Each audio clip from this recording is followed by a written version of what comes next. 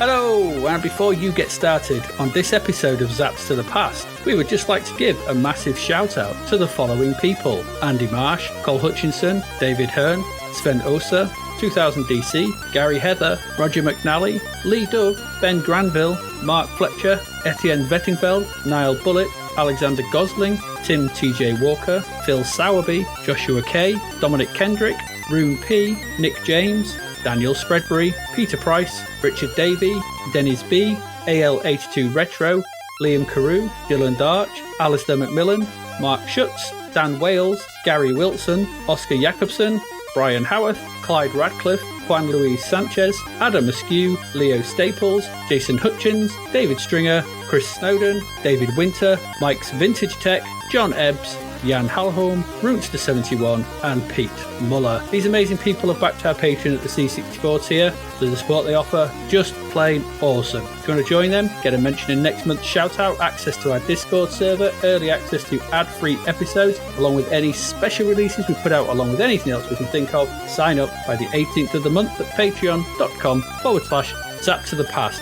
for way less than the price of a pint of beer. Now, on with the show.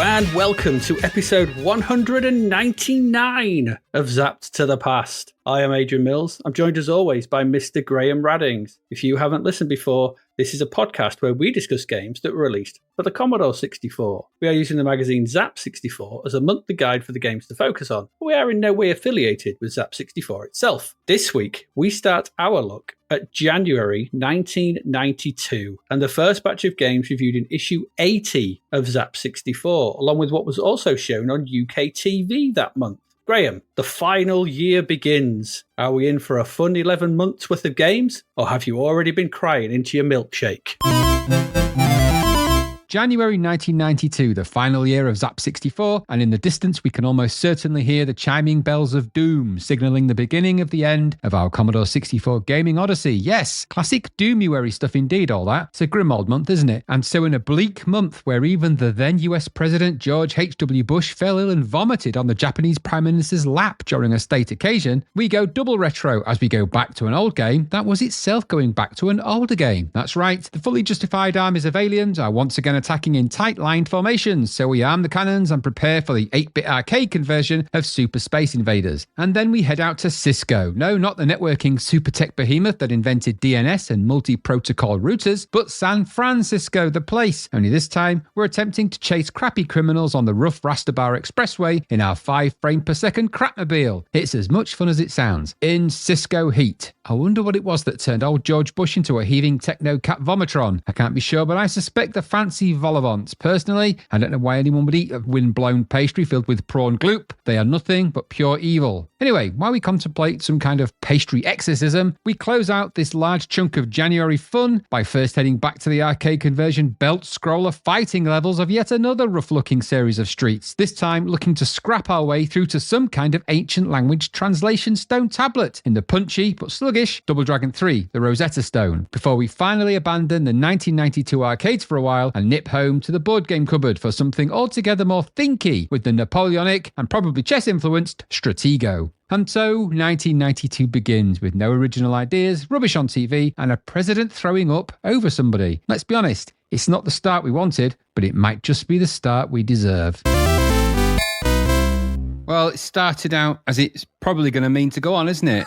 Arcade conversions and no original ideas. That is true. That is true. We have three arcade conversions and a port, don't we? A board game, yeah. This week. And a partridge in a pear tree, innit? Yeah. Yeah. Apart from Zeppelin, I know Zeppelin 1992.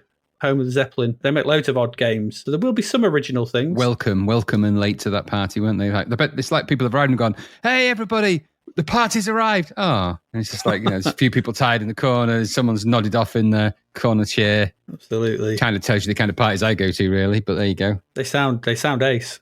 Yeah, they're not. I don't really go to parties anymore. I'm not that kind of person. I've done my fair share of going to parties and trashing things, so I don't tend to do that anymore. That's old school.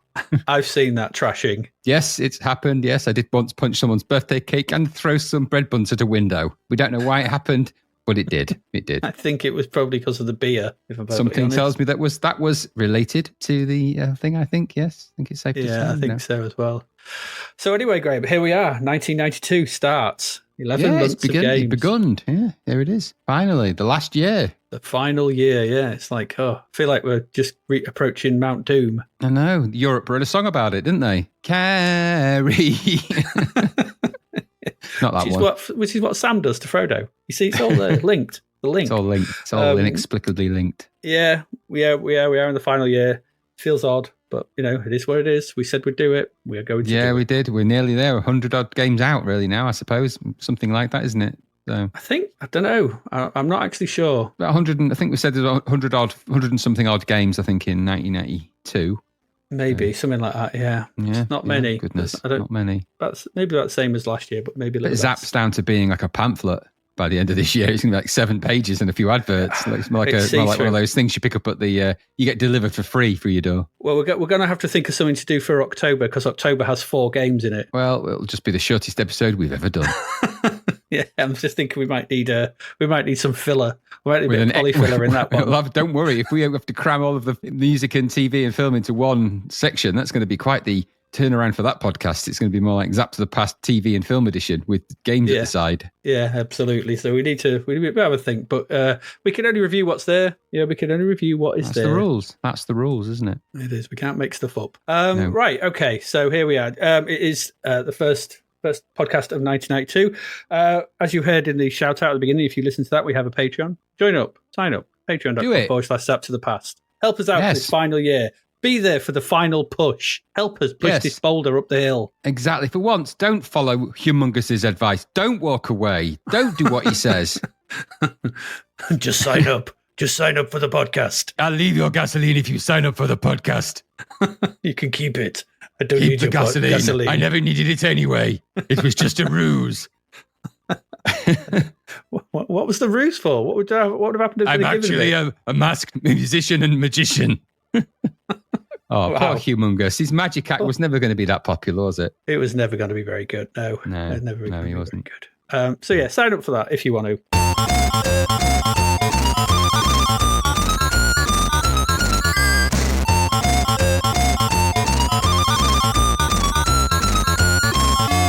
On that note, should we get into some games, Graham? We've got 4 this week to start off with. Yeah. All right. Well, let's get to the first of those. Don't you want to look at the cover? Oh, yeah. See, this is what happens when you take a break. You forget what you're doing. Not that we've actually taken a break, but I'm gonna use my ineptitude and cover it by. It was a mental break. It was a mental break. Yeah, it probably was. I think it's if we're recording this quite early before it's coming out, so I'm on quite a high from last night's football result, if I have to say. Was that 12-11 to Grimsby? Penalty, Grimsby Man U, yeah. That's me. What a game that was. Grimsby are on a high at the moment now, goodness. Yeah. So if I feel a bit like, ooh, then that's why it was. But yeah, and that gives you, that tells you when we're recording this and when you're listening to it far in the future. And notably, by the way, I deliberately didn't watch that football match and they won. That tells you something. It does. Because if I'd have seen any part of that, it would have jinxed it, as is the way. I know. This is the way. Gary and I were watching it, though, at opposite ends of the country, but we were using the communication techniques to keep thanks in touch. to modern WhatsApp groups, we were all in the loop, such as it was. Yeah, we were. But anyway, should we look at a cover? Should we look at this month's cover? It's not a lot to look at. It's all right, isn't it? It's Space Gun. Space Gun. Basically named Space Gun. What's that? It's a gun in space. Oh, right, okay. Oh, okay. Well, and it is exactly that. They've just so what's it about? I don't know. Space man with a gun in space. Space gun. Yeah. It's a gun in space. Space gun. It's a cake shoot. It's a shoe cake. Alien extermination. It's not even in this issue, though, is it? No, No. They've gone back to Zap of old, haven't they? Where they're just putting games that on the cover. That's is there a demo of it? No, it's not even just. It's a preview, is it? No, is it reviewed in here? No, it's not. I don't Why does it think say exclusive Space Gun then on the front? What's exclusive about it? If it's not the cover tape and it's not in the magazine, it's a preview. I'm pretty sure it's not reviewed. This issue. Chestnut. Let me have a look through the games. No, it's not. That's bizarre. So it's an Ollie Frey cover, which is pretty good. I like the way he's drawn the character. There's a spaceman on the right of the image firing a gun, space gun. What type of gun, Graham? And I think there's something in the foreground. I can't quite see what that is.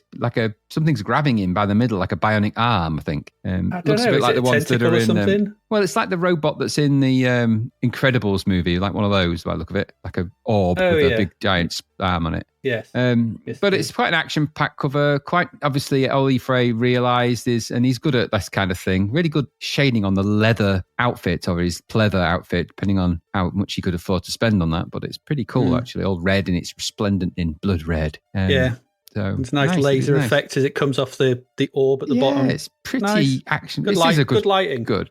Yes, it is exceptionally good lighting on that. Very sparkly. And he's obscuring a bit of the Zap logo, which we didn't have that for a while because it was in that stupid box, wasn't it? And now it's not in that. They can do that again, which it looks quite nice. It gives it proper depth, doesn't it? It's nice. It does, yeah, because the Zap is going over that stupid banner across the top, but then behind him, so that Zap looks like it's proper 3D, like it's coming in. It is pretty cool, actually. Yeah, it's a nicely done cover. What else we got? More pages of C64 stuff than any other mag. That doesn't surprise me at this point. No. That's not saying much because that could be 10 pages, couldn't it? It could be. When in the next slide says Corky's Coin Ops. That's not C64 stuff. No, what is that about? The hottest arcade machines reviewed. Why? Because there's nothing else to talk about. Commodore 64 Action Mag. There are quite a lot of games this month in this one. There's 16 games. Yeah, it's unusual. It doesn't fill me with glee, I have to say. But it's the post-Christmas issue, isn't it, I suppose? Well, let's be fair. There's 16 products. We'll decide whether they're games or not by feverishly testing them in rigorous tests. True. But there you go. There's New Year compilations. There's a second part of your massive poster calendar. Massive. Oh, that's disappointing that they did a poster in 2 halves and it's a calendar. It's a bit cheeky, isn't it, that? You'd have to sellotape them together on your wall. It'll look really crap. Oh, that always went wrong when I did anything like that. It never looked good. I'm not good with sellotape. I'm just not. No, you're not. There's also a tape with Heavy Metal Paradroid on it. That's worth it, isn't it? Yeah. Why is it called Heavy Metal Paradroid? Or was it always called that? No, Heavy Metal Paradroid was the re-release. It was the update, wasn't it? When he did a version with slightly heavier bass relief graphics and tidied up the scrolling and stuff. I played it and it looked exactly the same. I think it was exactly the same. I think that one we might have played was just Paradroid. Heavy Metal Paradroid is certainly different. We have looked at that at some point. Was that not the one that's on? I played the ones off the cover tape, but maybe it's not the same one. Who knows? But yeah, I think someone's put the wrong one in there. Also, Spy vs. Spy 3 Arctic Antics. I suppose is all right as a freebie, but if you got a mate and you, there's a game called Rainbow. Did you have a look at that? I didn't. No. I was disappointed to find it wasn't about Rod, Jane, Bungle, Freddie, George, and Zippy. Or the rock band Rainbow. Or the rock band Rainbow. Yeah. No, it's basically a colours-based Tetris. Okay. Colours. Tetris was already colours-based, wasn't it? Colours in it. Just block-based, wasn't it? No, you just had to get the rows in. This one you've got to sort of get horizontal. 3 colours in a horizontal bit and then they disappear. I'm tuning out already. Yeah, it doesn't sound like fun. Quite tricky. And there was a Double Dragon 3 demo. Okay. Well, we'll be looking at the full whack of that. So yeah, it's not a terrible cover tape. No, it's almost a standard Zap cover. Actually, it's the sort of cover that's it's not amazing, but it's actually pretty good. But it's classic Zap, isn't it? If you were new to the C64 scene and you hadn't played Heavy Metal Paradroid or Paradroid by now, then that's £2.20. That's not a bad tape. Yeah, that's pretty good. Anyway, there you go. That's the cover. Nice lighting. Yeah, but nice lighting. Space Gun doesn't actually get reviewed until March. Okay, very big early preview then. Yeah, very much so. That's excellent alien extermination from Ocean. Oh, there you go. That's the reason. There you go. Yeah, I'll just shut my suitcase. To be fair, they can't be choosy, can they? I mean, there aren't going to be that many people left to advertise. There's Zeppelin, Domark and Ocean, and that's your cracker. So yeah, true. And those educational ones as well, they've popped up as well, but we're not looking at them. Right, there you go. There's the cover. Should we get to the games? Let's do it. At the proper time? Okay. Proper time. Let's get to the very first game. Graham, it's over to you to tell us all about not just Space Invaders, but Super Space Invaders. Yeah, Space Invaders. It's back in Space Invader form. That's pretty exciting, isn't it? £10.99 though. Better be bloody good for that kind of price. And 90% in Zap. Okay. 90? 90%. Yes, 90%. It's high, isn't it? Which is funny because Zap had a history of really berating anything that was like old school gaming come back. If this had been Pac-Man Plus, they'd have probably torn it a new one, or, Dig Dug Extra or whatever, which sounds like a porno movie, but we'll leave that there. Anyway, publisher is Domark. This is copyright. Mr. Do. Mr. Do is the clearest porn movie. I don't know. Dig Dug. I don't want to think about it, actually. Mr. Do. Pumping and all that. Yeah, true, I suppose. A lot of pumping goes on in all of them. Anyway, the copyright of this Super Space Invaders is Tato. Hey, Tato. Good old Tato. Good old Tato. Hey, ho. Yeah, it's them. This was produced by the Kremlin. Wow, which took me by surprise because I didn't think that the Russian system of government would have taken to making light-hearted space battle entertainment games. But there you go. It turns out they did. So a slight sojourn from the usual. Well, it did surprise me. But this was the Kremlin's obviously a name of a production outfit. Actually, it's masking the real people behind this. This was coded on the C64 by Christopher West. He did Cyberball, Risk, License to Kill. So they weren't bad, some of them. They were pretty good, as I remember. We quite like License to Kill, didn't we? Yeah, it's also co-coded by Warren Mills. No relation to you, of course. We've said it before. No. Or is he? Mm-hmm. We don't know. Maybe he is. You just don't know, do you? Anyway, he did Thunderjaws and Saint Dragon, if you remember them. They weren't all that good. Did he do Silkworm as well? Yeah. There's a few others. So they've got a little bit of hit and miss in there, maybe. Graphics are by Anthony West. He is actually the brother of Christopher West, the twin brother of Christopher West. Do you know that? I did not know that, no. Yes, they're twins. Now. Yes, twins. Twins of evil. Not really. They're both really cool guys. So say that. Anyway, so he did the graphics previously for Cyberball, Risk, and Shaolin's Road, to name but three. You remember them. And the graphics are also co-graphicked by Jolyon Myers. He did Thunderjaws, some of the graphics in that. Title screen, Anthony West. He did The Secret of Kandar and Cyberball and Risk and Challenge. He did all of them. And he also did Double Dragon 3 as well, 3 and Thunderjaws. And the music here is Andrew Taylor, who, for reasons that I can't explain, I've written no details about any other music he did, which makes me wonder if it's just this one. This is released, of course, it's an arcade conversion. It was by Potatoes, wasn't it? So it came out in the arcade in 1990. It then came out in a chronological order on DOS, Amiga, Atari ST, Sega Master System, Commodore 64, ZX Spectrum, Amstrad CPC, and in 1992 it came out on the Game Gear. So what's it all about? Well, it's Space Invaders, isn't it? Before we dive into Super Space Invaders, let's rewind the clock, shall we? Go all the way back to 1978. My gosh. So that was the year a young Japanese engineer called Tomohiro Nishikado, I think I've got that right, created Space Invaders for Taito. It was one of the very first true video game blockbusters, I think it's fair to say. Inspired by Star Wars and the old sci-fi tale War of the Worlds, apparently. Nishikado imagined rows of alien invaders marching steadily down the screen while the player desperately tried to hold them off with a laser cannon. Okay, it's pretty straightforward stuff, isn't it? Apparently, the aliens in this were actually inspired more by sea creatures and sea greens and proteins from the sea. And that's principally because it was felt that the spaceships and things were it's a bit too nasty and a bit violent. There was a big thing about violence in games and sci-fi and things, so they were trying to sort of make them a bit friendlier on the eye. Anyway, just as an aside. So it seems very simple, doesn't it, Space Invaders, when you describe it that way? But it was revolutionary back in the old 1978 to 80. The aliens didn't just move, they sped up. Of course, when there was fewer of them, that creates a kind of tension. There's a kind of natural difficulty curve that had never been seen before in games, really, at this point. Nishikado even had to design his own hardware to make it work. Now, that is a test of your metal, isn't it? I've got an idea for a game. Well, you're making it, and you make the hardware. Get on with it. Make the chips. Get on with it. Make some chips. Crazy, that. And the impact, staggering. It's hard to gauge the impact of this now because we don't really have it, but this would probably equate in terms of global impact to being something akin to a Grand Theft Auto of its time. I think that's the safest way you could align this in terms of its impact culturally, really. Yeah, probably. Remember, back in the 70s, a lot of things could impact culture in the 70s. You could wear funny trousers and you could cause a revolution. So, a lot of things were happening in the 70s. I often But it's did. pretty staggering. You know, there's famous stories, isn't there? And maybe they've all been exaggerated, probably have. It caused some kind of coin shortage, didn't it, in Japan? Or so they say, 100 yen coins or something like that, apparently. Yeah. Turned arcades into cultural landmarks, apparently, according to the blurb I read. So arcades at this point, people were not really going to a place where they held games because there wasn't a lot of them.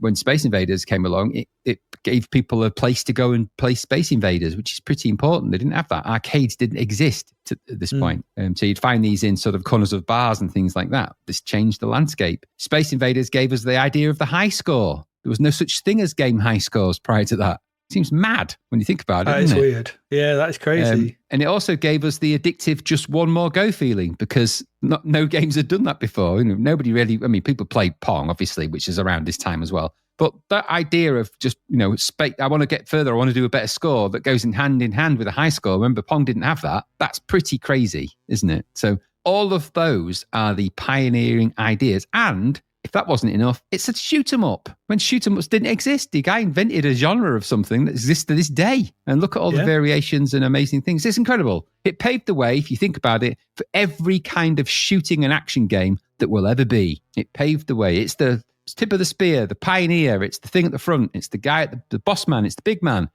It's the head honcho. It's head honcho. It's head number one, the big man. It was the first of its kind, and as such, as basic as it may be, it's possibly one of the most important video games of all time. And I would argue probably more important than Pac-Man and things like that. Now, did it have the same cultural impact? I think it did. By the early 90s, Definitely. video games had obviously changed dramatically. You know, we're in the early 90s now. They've changed massively. Of course they have. But Space Invaders hadn't really gone away, had it? No. It existed in its different forms, in multiple forms, but it existed in those forms in every shoot-'em-up game that came along. Every one of those games that we've played, all those shoot-'em-up games owe a little nod in some way to Space Invaders. And by the way, if you're thinking to yourself, well, how big a deal was it on other consoles? Space Invaders single-handedly sold the most Atari 2600s more than any other game in Atari 2600 history. That was the one that made that console go from selling a few to a few interested people to millions. Millions of people bought that console because of that. So just shows you done it. Pretty crazy. Now, I fill all the podcast with fascinating Space Invader facts because Super Space Invaders doesn't really have a lot to it other than it's a bit more Space Invaders. So I suppose that's kind of a thing. This is a bit of a remix, I suppose, really. This is like Kraftwerk releasing a remix album, I think, a little bit. It reminded me of that kind of idea. Anyway, I think we are where we are. So it hadn't gone away. Space Invaders exists in all these different formats. It's another one of those games where there was a million different variations of Space Invaders with all the different names. I didn't dive into like a Pac-Man, but there's loads of them. They're not as funny as the Pac-Man ones like Gulper and Big Gulp and Mouther and, you know, Mr. Chomp and all that. Space Invaders just had sort of, you know, invader shoot, shooty things, blaster shoot, spacemen, space attack. It just had variations and stuff like that. Well, I mean, it also, don't forget it, I mean, it also inspired all your things like Galaxians and Gallagher and Gorf. Exactly, Gorf and all that. Yeah. So and they all had their own variations. It's like it spreads wide. All that kind of stuff. There's tons of them. Yeah. So Super Space Invaders, also known in the arcades, in some arcades, as Majestic 12. How exciting is that? Oh, is that that's the conspiracy theory thing in it about the Roswell landings or something in it? Probably, 12. Quite probably, yeah. But it's Majestic 12 is what it's known as in some arcade instances. Yeah, it's pretty wild, isn't it? That pretty weird. Okay, yeah, it's weird. And this really took the original formula in the arcades and just cranked up some key things. So there were the advances that had been made in non-Space Invader games in all the other variations are things like multi-patterns, patterned enemies, big bosses, and upgrades. Those are the kind of killer things that Space Invaders didn't really have. It had that little spaceship at the top that you could shoot, and it had little barriers that you could hide behind, and that was kind of its innovations in that space. So Super Space Invaders is really taking some of those influences that have gone into all those other games that came from Space Invaders, and it's reimagined them in Space Invader format, which is okay. You can do that. It's fine. So here we are with Super Space Invaders, or Majestic 12. Super Space Invaders is what we're going to know it as, though. With all of the new giant bosses, bonus rounds, weird bonus rounds where you've got to kill cattle or save cattle. I can't kill cattle anyway. Save cattle. And then so the Commodore 64 versions and the other versions come along right towards the end of the Commodore 64's life. This is a strange point to release this. I know the arcade came out in 1990, but it's a strange point it's an odd point to release that, but it's a strange point to release it. Now, I don't know how big a hit the arcade was in the arcades, I have a feeling probably not that big, because I think the arcades, if this is in there, everyone will go and play it for a bit of semi-nostalgia value, but you sat next to the Afterburners and the Outruns and some of the Sega Monster arcades at this point, it's going to look pretty weak next to those. It's going to be, the graphics are up, but it's still Space Invaders under the hood. And it's, as much as it's got nicer music and it's got some fancy pants stuff for Space Invaders, you're going to look at that and then you're going to see the hydraulics of some of the other games and go, Right, it was pretty good back then. So anyway, what about the C64 version? Well, there we go. There is a big blurb of this. Now, I'm not going to go through. It's in the manual for Super Space Invaders, of which I found the Amiga one because I couldn't find the C64 one. There's an entire potted history of Space Invaders, which I've just kind of given you, influenced by Star Wars and all that other stuff. I read apparently it was originally called Space Monster, and then he changed it to Space Invaders at the request of the sales department. Good old sales department saving the day for him there, because it was nearly a space gun then, wasn't it? Yeah, Space Monster's terrible. Yeah, it's not great, that. But obviously, it like you said, it influenced Galaxians, Gore, Phoenix, a bunch of other stuff like that. Like I said, Atari launched their 2600, and it made me laugh because the Atari 2600 blurb describes it as having near arcade quality graphics on interchangeable cartridges. I'm like, sales department were really in the charge there, weren't they? They were marketing were leading the front. We'll manage the copy with that. Don't you worry about that. And it says few games, if any, have managed to recreate the heart-stopping excitement Invaders caused. The rhythmic thumping as they advance down the screen, getting quicker and quicker all the time. The pulse of the laser as you dart from behind your ever-crumbling shield to pick off another Rovalian scum and blast that mothership for maximum points. So, sadly, Invaders was Mr. Nishikado's first and last microprocessor video game. How bad is that? So he never did another one after that. Moved departments and went to work on amusement machines and smart card systems.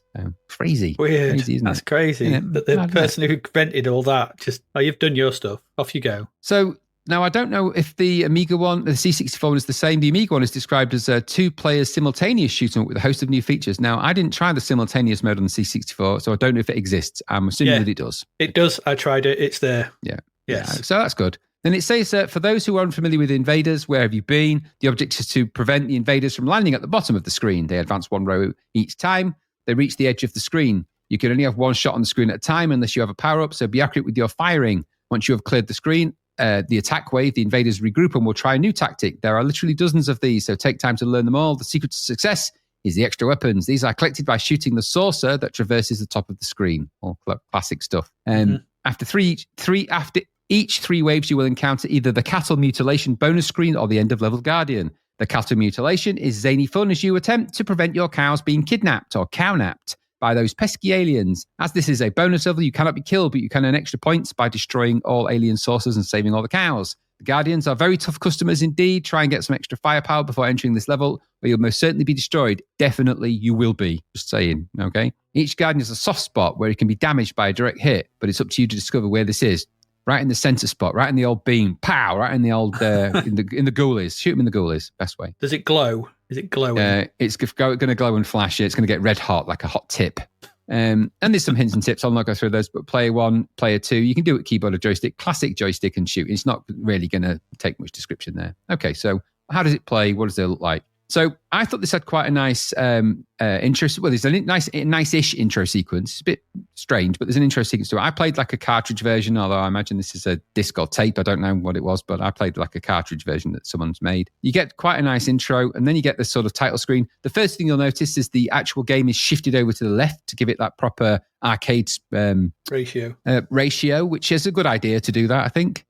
So it does that. And also you'll notice that there are a few additional extras. There's a little bit more life to the track sequence and everything else. Quite nice graphics and all of that in this. The whole game has quite nice graphics all the way through, it has to be said. But this way you can almost choose a route. So the various different screens all come on when you first select fire to play the game, and there's like a scramble on where all these like icons sort of rotate and scrabble around, and then they'll settle down, and then you can sort of choose a pathway to go through, and you get to choose either one of two options to start round 1 or 1.1.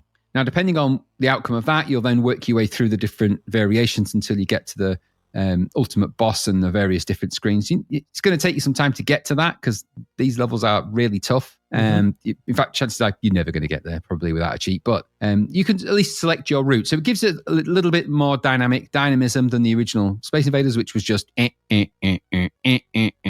it? Which is still fine. Anyway, so you'll start the game and then you're into Space Invaders territory, albeit now in more medium res than you've ever seen. Some medium res colorization, the same volume of quite a lot of medium res Space Invaders. I'm guessing character graphics are in use heavily here, or maybe sprites, since they're all on a row nicely. It means a multiplex can probably be utilized fairly easily for that, just by adjusting the raster lines and moving them up and down. And the game plays out like Space Invaders. Move left and right, avoid getting shot, hide if you've got barriers, you don't get them on the first level necessarily. Shoot at the aliens, clear the screen, move on to the next one, do the same, move on to the next one, get to those bonus screens. The UI is at the top in classic Space Invaders tradition with 1 up, 2 up scores and a high score. And at the bottom, you have an indication of your shield because you don't die with 1 hit like you do in the arcade original. In this one, you get a few hits before your shield runs out and then you'll blow up. And you do get 3 lives, I think. Or was it 5? Let's see, 3, I think. 3, I think. 3 lives to try and make it through the game with, which is a tough ask at best. That's how the game plays out.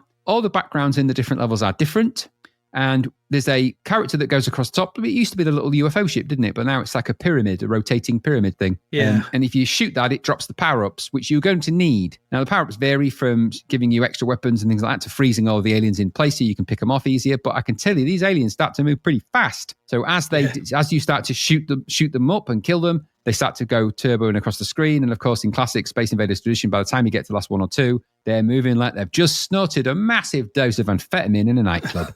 And so you better be ready for that, which, I wouldn't recommend that anyone does. Don't go and do things like that. Don't do drugs. It's bad for you. Anyway, that's how Super Space Invaders plays out. You'll progress through. If you make it through that, you'll get to the bonus stage. If you make it past the bosses are giant, massive enemies and some really impressive visuals on C64 land. And they move around pretty fast as well. Everything's moving around at a good click here, has to be said. Nothing's particularly slow. There are a couple of issues with the way the game plays out, though. So firstly, one issue is that the aliens get lost in the background a little bit because it's all medium res. Now, I don't know if that's a bit of a curse of looking at it on a modern monitor, because I was looking at it on a 4K monitor, which is not C64 emulator friendly, I tell you. But it did sometimes, the aliens are white aliens in the first background, for example, and the sky's kind of a reddish black color. It looks okay, and it's nice shading and things like that, but it is hard to see them a little bit, and the bullets are getting a bit lost in the melee of the screen and the medium resiness of it all. So there is that to think about. Also, a particular annoyance of mine is that the aliens go all the way over to the left, but you can't. And that really wound me up in ways. I don't really know why, but I always like to go to sort of the edge and sort of pick some of them off, but you can't get all the way to the edge. The aliens go all the way to the far left of the screen, not through the border, but to the edge of that. But you can't as the spaceship, and that's a little bit frustrating. And they've got a knack of dropping bullets on you almost instantly, and so you can lose your shield within seconds in this game if you're not careful. Mm-hmm. So I think the difficulty spike might be just set on the wrong side of too difficult. It's just a little bit, the pitch is a bit hard, because you don't need to learn Space Invaders, do you? It's what it is. But I think with this version, you need to think more about power-ups and staying the hell out of the way, and really, I felt that by the time I was getting to some of those last few aliens, it was a bit more like blind luck if I was going to get them or not, because they were really fast, and you don't get a lot of power-up options in this. There's not too many regular spaceships coming across the top, and even if you do shoot them, getting to that is actually, they dropped like 1 million bombs just before. Every time you get a power-up, is that they drop 1 million bullets near the power-up just when you're trying to get it, which almost guarantees you're going to lose your shield or one of your lives if you're low on shield at that point. So I think that's a deliberate game design choice to make it almost impossible to get some of those power-ups. And if you make the mistake of entering the final bosses without a power-up, you're never going to do it. You'll be there all week. It takes about 2 months to beat some of those bosses, because they require loads and loads and loads of multiple shots. If you don't have a powered-up weapon, you're going to be there for ages, and you might never do it. I was fighting one of them for what felt like 1 million years. Can't honestly say that it was a great experience, really. I didn't get anywhere. It just felt like I was getting nowhere. So what do I think of it all? Because that's the game. Graphics are nice. Sound effects are all good. And there is some music and stuff in there as well. All of those things are okay. They're not terrible, not great, but they're okay. This is a competent conversion of the arcade. I think the arcade was not that great, in my opinion, but it's Space Invaders, so it's okay. And this is a good version of that. And it inherits exactly the same kind of gameplay style and exactly the same kind of connotes exactly the same thing. There's 2 players in it, which gives it an extra boost. It's colourful, which gives it a bit more of a boost. And it's quite fast-paced, and there is a bit more to it with those bosses. But that's it. And I think in 1992, you're expecting a bit more from your shooters. We've had Armalite, we've had Turrican 2, we've had Catechist, we've had a lot of, I know they're side-scrolling in some senses, but we've had Swiv, and we've had all of these amazing shoot-up experiences. And this one, although it's colourful, and it's quite visually quite rich, it just still feels like it's a game design that's perhaps 20 years, or getting on 15 years, 15, 20 years, quite into this sort of period. It's just getting a bit tired. It's still amazing and it's still very influential and it's still good. But I just felt like once I'd got past the first few screens, I thought, I don't know how much more of this I want to do. Don't know how much more I really want to play. It's not enticing me to go forward with it. It's not drawing me into the space. I'm playing it and I'm sort of, I'd exhausted my novelty value of Space Invaders with pretty graphics pretty quickly. It is pretty good. The other versions I looked at are also very competent versions of the arcade, and this does play nicely. There's no real glitches apart from those annoying they're more bugs, not bugs, they're more sort of quirks really. But outside of all of that, I enjoyed what I played. I feel like this is a steep price for a Space Invaders game that's been just reimagined a bit. But I don't know, it's Space Invaders, so you're never going to hate it, are you? I just didn't think it had that much mileage. So that was me. But what about you? Yeah, I'm pretty much in the same ballpark. It's a competent, if a little dull version of the Taito arcade original, but then the dullness is inherited from the arcade, and there's a reason for that, I think. Anyway, it's good. It's good that most of the features of the arcade are here. Number of backdrops and things going on at a decent speed is good to see. There's no slowdown. There's no thing. I don't think they're sprites, by the way, because there's 10 on each row. I think they're characters. Yeah. No, it'll be characters. It'll be character graph, and and then you get that character widening when you get that level where they go suspiciously wide all of a sudden. That's the same as the arcade. They do that. Yeah, I know. It just looks dead weird though. I'm like, that looks quite ugly. Yeah, blocky. Yeah, very blocky sort of thing. But and there's some backgrounds are nice. They do get lost in the background at times. You can get shot as soon as you reappear. Those things are frustrating.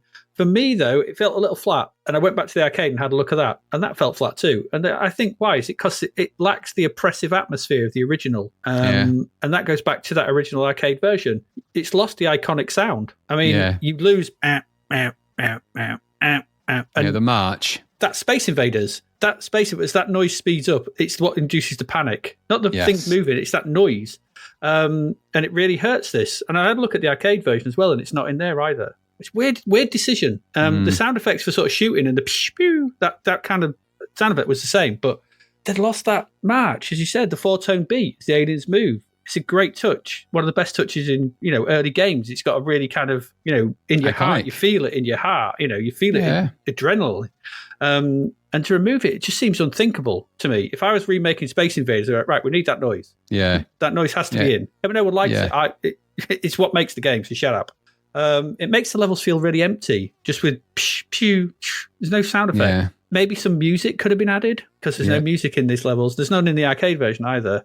But that could have maybe pepped us up a little bit. It's not. So it just feels quite dull to play. Yeah, tonally wrong, isn't it? Yeah, I'm not doubting the quality of the conversion because you've got all this kind of mad stuff sometimes happening with bullets and stuff going all over the place and power-ups and things going quite crazy. But it just doesn't. The oral side of it is missing, and you need that. Whether it's that simple thud thud thud or some music or something, you needed something.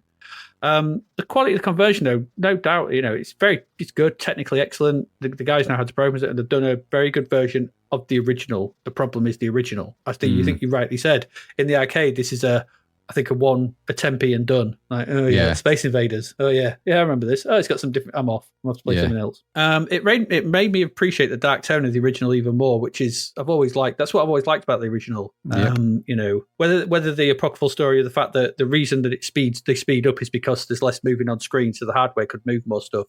I think that's supposed to be true. So that was a byproduct. Byproduct of moving less on screen can move it faster, and it happened to just play into the gameplay of it, which is lucky, but great thing. You don't know what you're missing though until it's gone, I suppose. You don't realise that when it's gone, you just don't miss it, or you miss it. That mini game though, was a bit of a laugh, a bit of a weird thing, wasn't it? The extra little mini hidden game. Oh yeah, I forgot about the hidden game. Yeah, I actually quite like that. Yeah. Because that was the Warren Mills bit, wasn't it? I think that's what he programmed just to sort of do. And it's like a weird sort of... It's a Space Invaders type thing, isn't it? But just with moving sort of... Yeah, it's more like a Galaxians-y. Yeah, they're sort of flying around. Then a big boss at the end that you're trying to kill. And then a load of weird text comes up at the end about Peterborough or something. Oh, I forgot about that. It's the same... Because it's the same... It's a follow-on It's a follow-on text, end text, from the one that we talked about before in the other game, because it mentions hippies in Peterborough again. I'm like, what are they obsessed with these guys in Peterborough? What's going on? Yeah, exactly. But I mean, and that was it was a bit brown, but I did quite like that, and I thought that was quite good. Yeah. I would like to have played more of that. Yeah. Because I don't know where that comes into the actual game. Do you know how that triggers in the game, or is it just something that came with it? I think it's if you get past... someone on Lemon says something about it. I'll see if I can find it. Hang on. Because I couldn't trigger it in the game, and I tried, but so I just played luckily we could just select it in the version that we had. Richard of TND comments on Lemon says, there's a bonus game hidden on both the disc and tape version. To find the bonus game on the disc original, insert side 2 of the disc and type in load end, 8 and type run. And it's in the tape version. If you complete level 5 of the game, there's an extra stream of loading data after the final level. You have to get past level 5. Wow, okay. Anyway, have a play if you want. But yeah, it just feels that I don't think Super Space Invaders in the arcade was that much. So there you go. No. There's your problem. There is your problem. There you go. That's Super Space Invaders. I'm sure people will probably like it, but it just feels a bit on the dull side. Yeah. Let's move on to our next game. Another arcade conversion. I'm sure it's going to be great. You sure?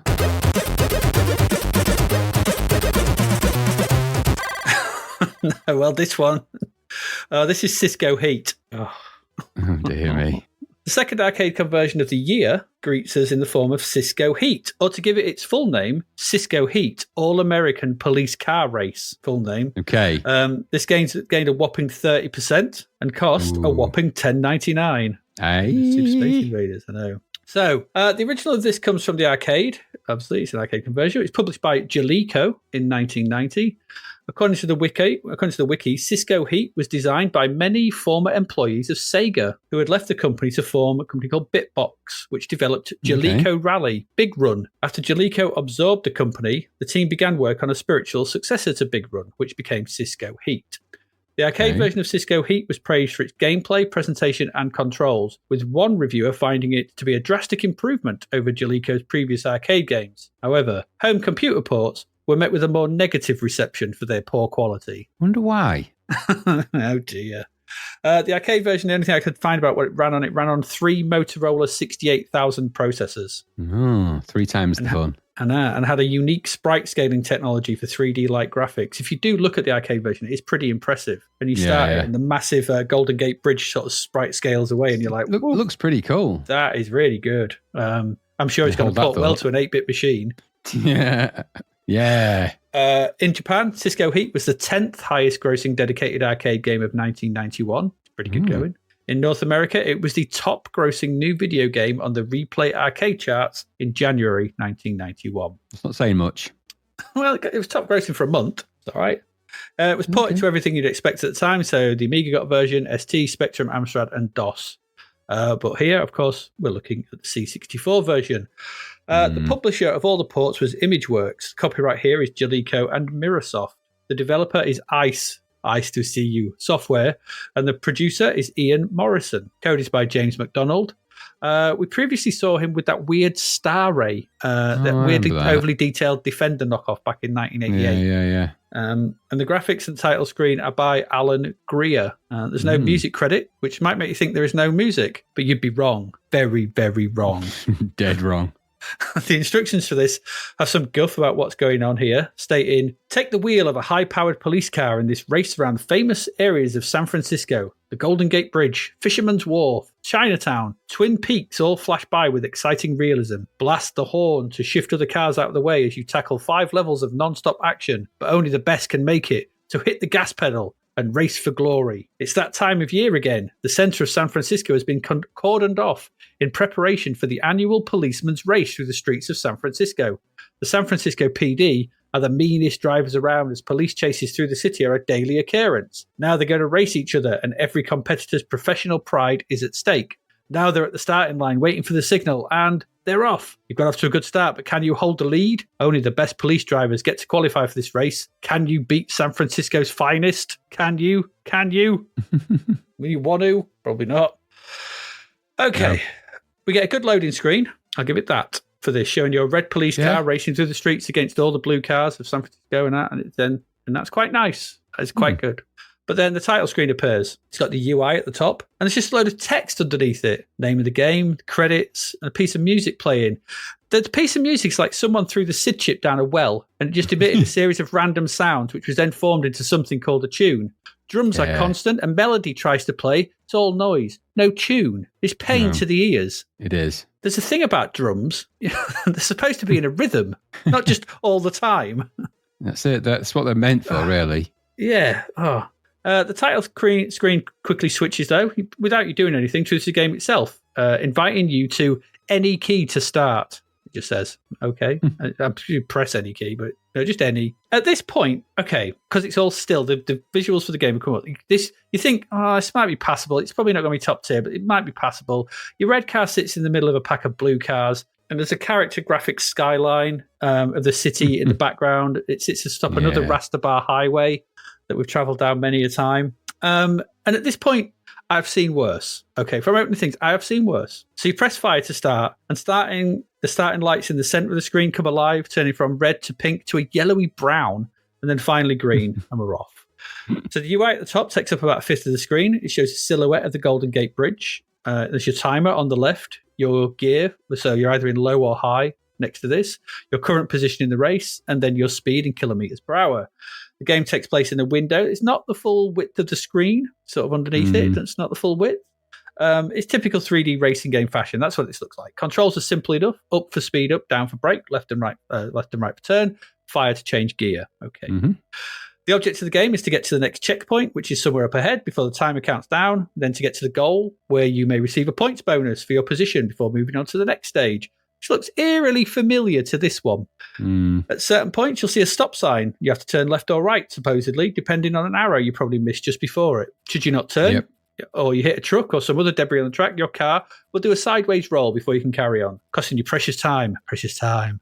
I think there are 6 stages to get through. It might be 5. I'm not sure. Each got a few checkpoints in, but you just got to get through them. It's hard to tell. The problem is every stage looks exactly the same. It does. Just looks exactly the same. But should you get through them, if you get through to the end, the bitter end, you get to hear a terrible version of the Star Spangled Banner. Oh, it's bad. Well, it's 3 cops at nighttime stood over the bay, I think. I've got to say, they've been chowing down too many donuts. They're not looking well. They're wide. They're wide cops.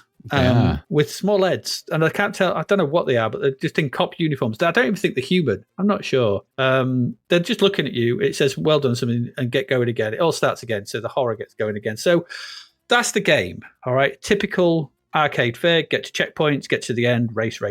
Bah. Where to start with this? This is bad. All right. You think?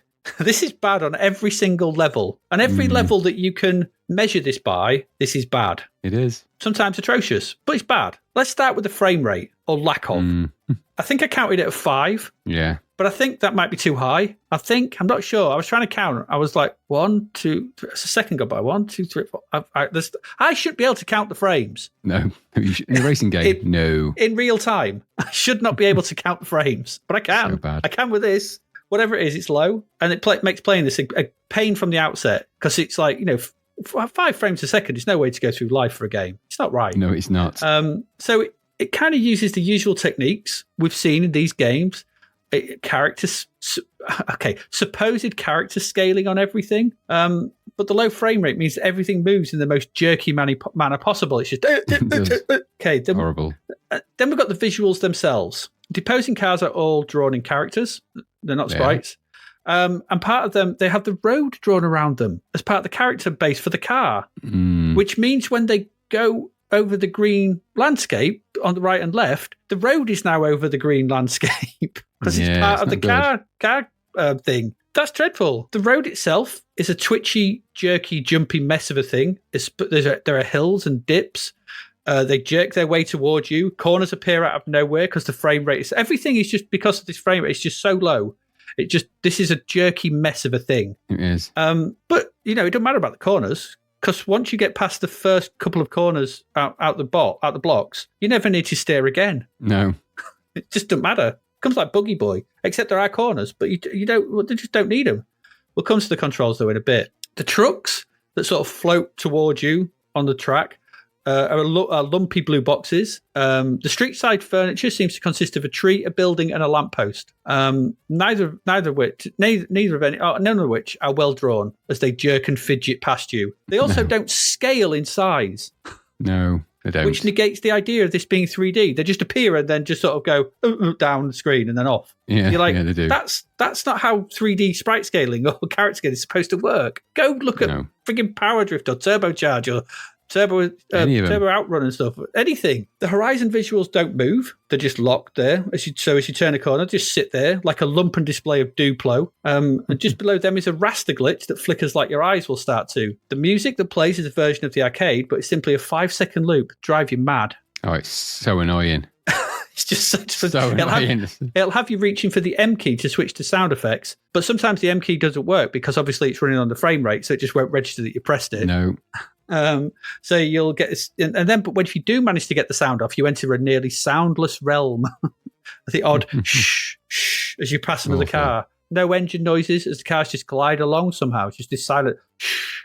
Rubbish. Like, what's going on? Then we have the stupid 90-degree stop sign parts. In the arcade, they're kind of quite sort of, they come up and you skid and you go off to the side and it's sort of, that sprite scaling does all its stuff and round. Here, they don't do anything. It just says stop. I have no idea what to do. I don't know. I think you can go round them. Nothing changes. It doesn't matter. You just hit them. Your car does a roll. You carry on. You don't lose that much speed. So just plow through them. The controls are pointless. Press up and hit fire to change gear. Might work. Might not work. Sometimes it doesn't. Sometimes it does. Sometimes it'll register it twice because of the frame rate. Once you're through the opening couple of curves, like I said, you can just do this. Just press up. And hitting the stop signs, hitting trick, doesn't matter. You'll just get through. I got through to I made it stage 4 just doing this. I wasn't doing anything. But I couldn't take any more of it. Because every stage just looks sodding same. I was like, oh, no, I can't do this another one. Please change the graphics or something. Do something different. Because I also got to stage 4 because the timer is running at what seems to half the speed it should be. So the timer is counting down in slow motion. I just don't get it. I mean, you've got loads of time to get through these levels. Victim of its own frame rate. Yeah, absolutely. When you do get a total time, you get a total time driving start when you get through to the end of the level. It's clearly wrong because I was driving for longer, but you can't count. It's just a random number because this whole game is running slow. It's not just my version. I looked at YouTube and they're all running at this speed. No, it's I knocked Vice up to 200% and it actually makes it run a bit smoother and better, but kind of where it should be at, I'm thinking. God, this is a woeful thing. This is a contender for worst game and worst arcade conversion all in one go, and it's the second game of the year. This doesn't bode well. I don't know what's to come. Not. But somehow this managed to get 30%. Which means it's 1/3 good by our kind of 30%, that's 1/3 good. Yeah. Well, what's the bit that's good? I'm struggling to see what third they're seeing that can be construed as good. Or is it just all not good? It just adds up to 30. The loading screen's nice, I get, but you're not going to give a game 30% for the frigging loading screen. No. We've seen some bad races in our time. This is down there with the Enduro races, the Talladegas, the Continental Circuses, really the Chase HQs. It's really down there. This is really bad. Like I said, every single measurable metric that you could apply to a game, this is bad at. And to release this at £11, £11 around Christmas, 91, 92. Like I said, quite shocking. We've had things like Power Drift, Turbocharge, Turbo Outrun Europa recently from Probe, and Chris Butler, System 3 and Activision, just to show that these games perfectly possible if you approach them in the right way on the machine. I'd say that looking at the arcade game, this is always a stretch though, because the sprite scaling in that is remarkably good. It's massive and it's stuff like that. But so it should never have been attempted, because I had a look at the Amstrad version, the Spectrum version. I had a look at the Atari ST version and the Amiga versions, and whilst they do look better, the Amiga version is also really slow. And it's just garbage. They're all bad. But the problem is here, whatever, it's no excuse for making a shoddy piece of shit like this. Runs at half the speed it should do. I have a feeling this wasn't finished. I think it wasn't finished, and it probably needed another 2 or 3 weeks to go through another round of optimization to get the frame rate up, to get something running at a passable rate. But the publishers just threw it out there for Christmas. I think this was it's got to be out for Christmas. Get it out for Christmas. It's not ready. Get it out. Don't matter. I suspect it's that. Whatever the reason, this is a horrible, horrible thing. If you got this under the tree, you'd be very, very unhappy on Christmas morning. Just shite. It would be. Cisco shite. Awful. Dreadful thing. Ugh. What did you think? Well, I'm with the consensus. You described it as crap. Lemon isn't friendly to this game, is it? Absolutely diabolical, says Anthony Burns. Pure crap, says Richard of TND. The skyline and the buildings look like they're made of Lego. Stay away. It comes with a poster. The only thing I can recommend. I've just seen a video of this, and I'm damn near traumatized. What were the programmers actually paid for this? Is a question that somebody's legitimately asked.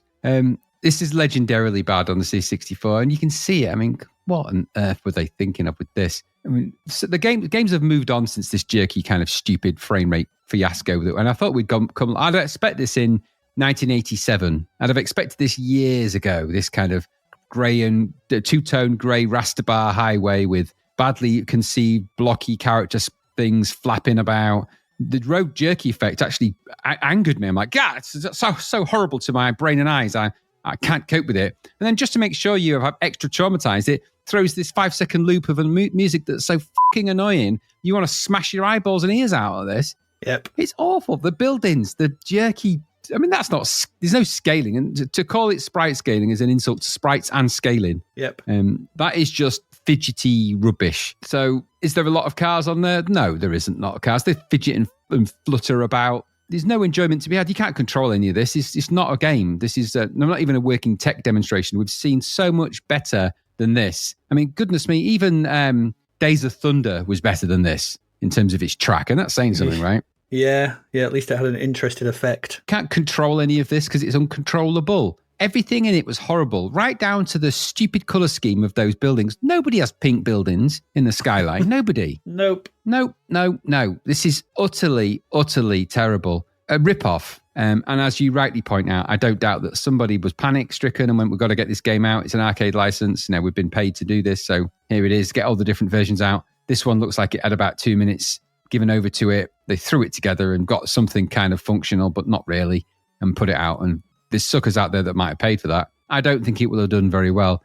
The arcade is okay. I'm not a huge fan of it, but the car was quite big in the arcade, wasn't it, as I remember it? Yeah, it's massive. And it's really impressive. I mean, the space in the game itself it's a big old thing when you see it. It's visually quite big. Everything's embiggened. Yeah. With the C64 one, everything is kind of micro-smalled. And then I didn't want to do that. I didn't want to drive. I mean, as soon as that annoying title music came on, I'm like, this isn't going to go well for this. And then once the game started and it's fidgeting along, and I'm thinking, am I in low gear or high gear? Does it matter? I don't have to change direction. I just drove straight for what felt like 4 levels because I didn't have to do it. Nothing got in my way.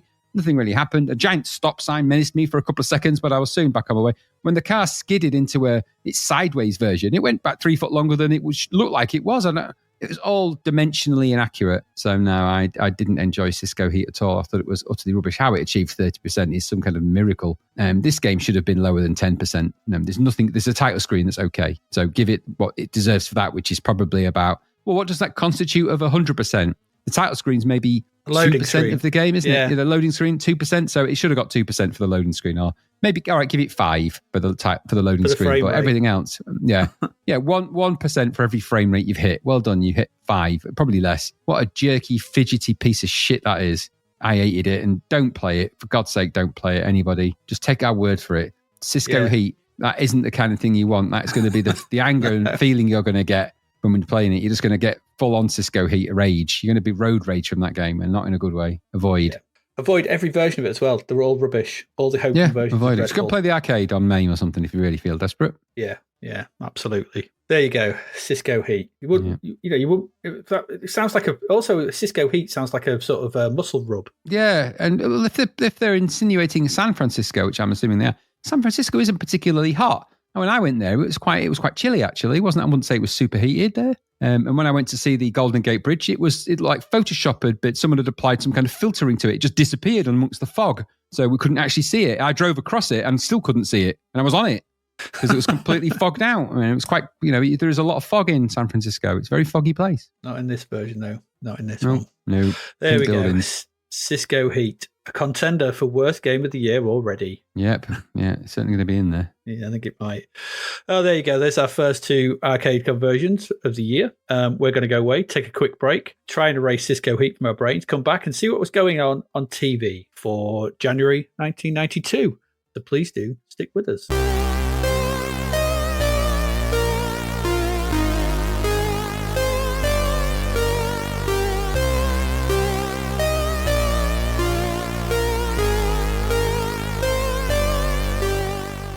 novel Escape from the Commodore 64 by David Hearn is out now. Crash landing on a green planet full of vector graphics, can Sarah find a way to escape for real? Or is she stranded on a planet full of sun, sea, and chippy tea forever? Imagine finding yourself in a cinematic karate game, having to rescue a princess or remain stuck under the run-stop key forever. What about finding yourself on a space freighter full of robots? Could you clear the decks? If you were transported back to a Wild West town, having to round up outlaws, could you survive until sunset? What if you were a wizard with a cat who must colour worlds? Could you beat the game, or would a virtual guitar solo announce your demise? Sarah might just be another visitor, but she doesn't want to stay a while, never mind forever. Available from Amazon and all good online retailers, discover if there's a way out in Escape from the Commodore 64. Visit davidhearnwriter.com to find out more.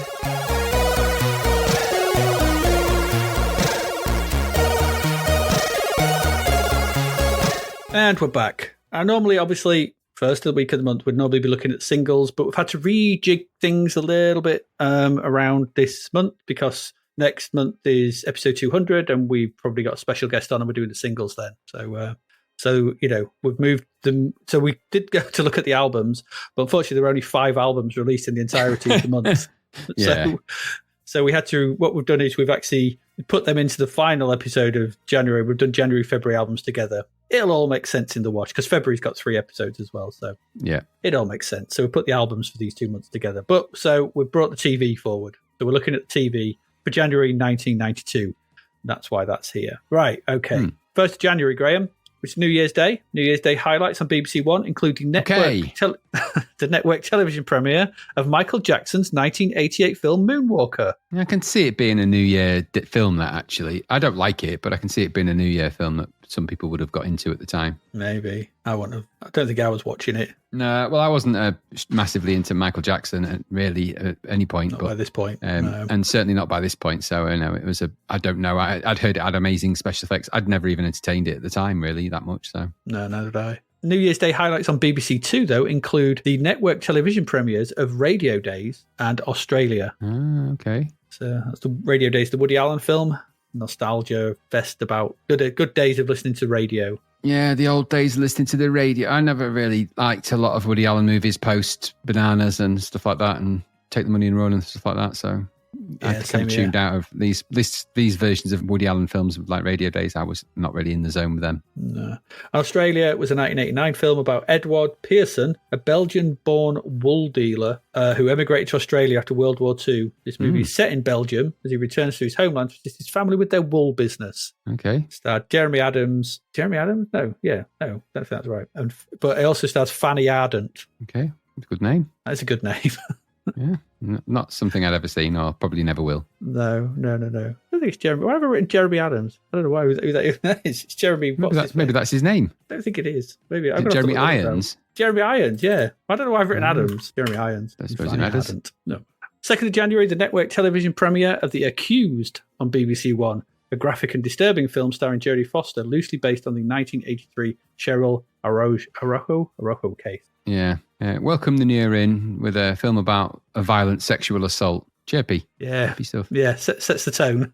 Set the tone for the year. Brave as well, because I can't, because it's a film you can't really cut. And I imagine maybe they did a little bit because there's a really, really gratuitous, horrific sexual assault scene in that film, famous for it, really. Such as a film can be famous for something like that. But amazing performance from Jodie Foster in that film, which is what it's really famous for. She is amazing in that. And it is a really heartbreaking film to watch, and it's truly awful. So is that the way you want to start the new year? Happy New Year. Oh my gosh, traumatized. And the horror of it being based on a true story it's not a good thing. It's not nice, but it's a strange film to put on at New Year. I don't know. 90s, Yeah. Weird. 90s.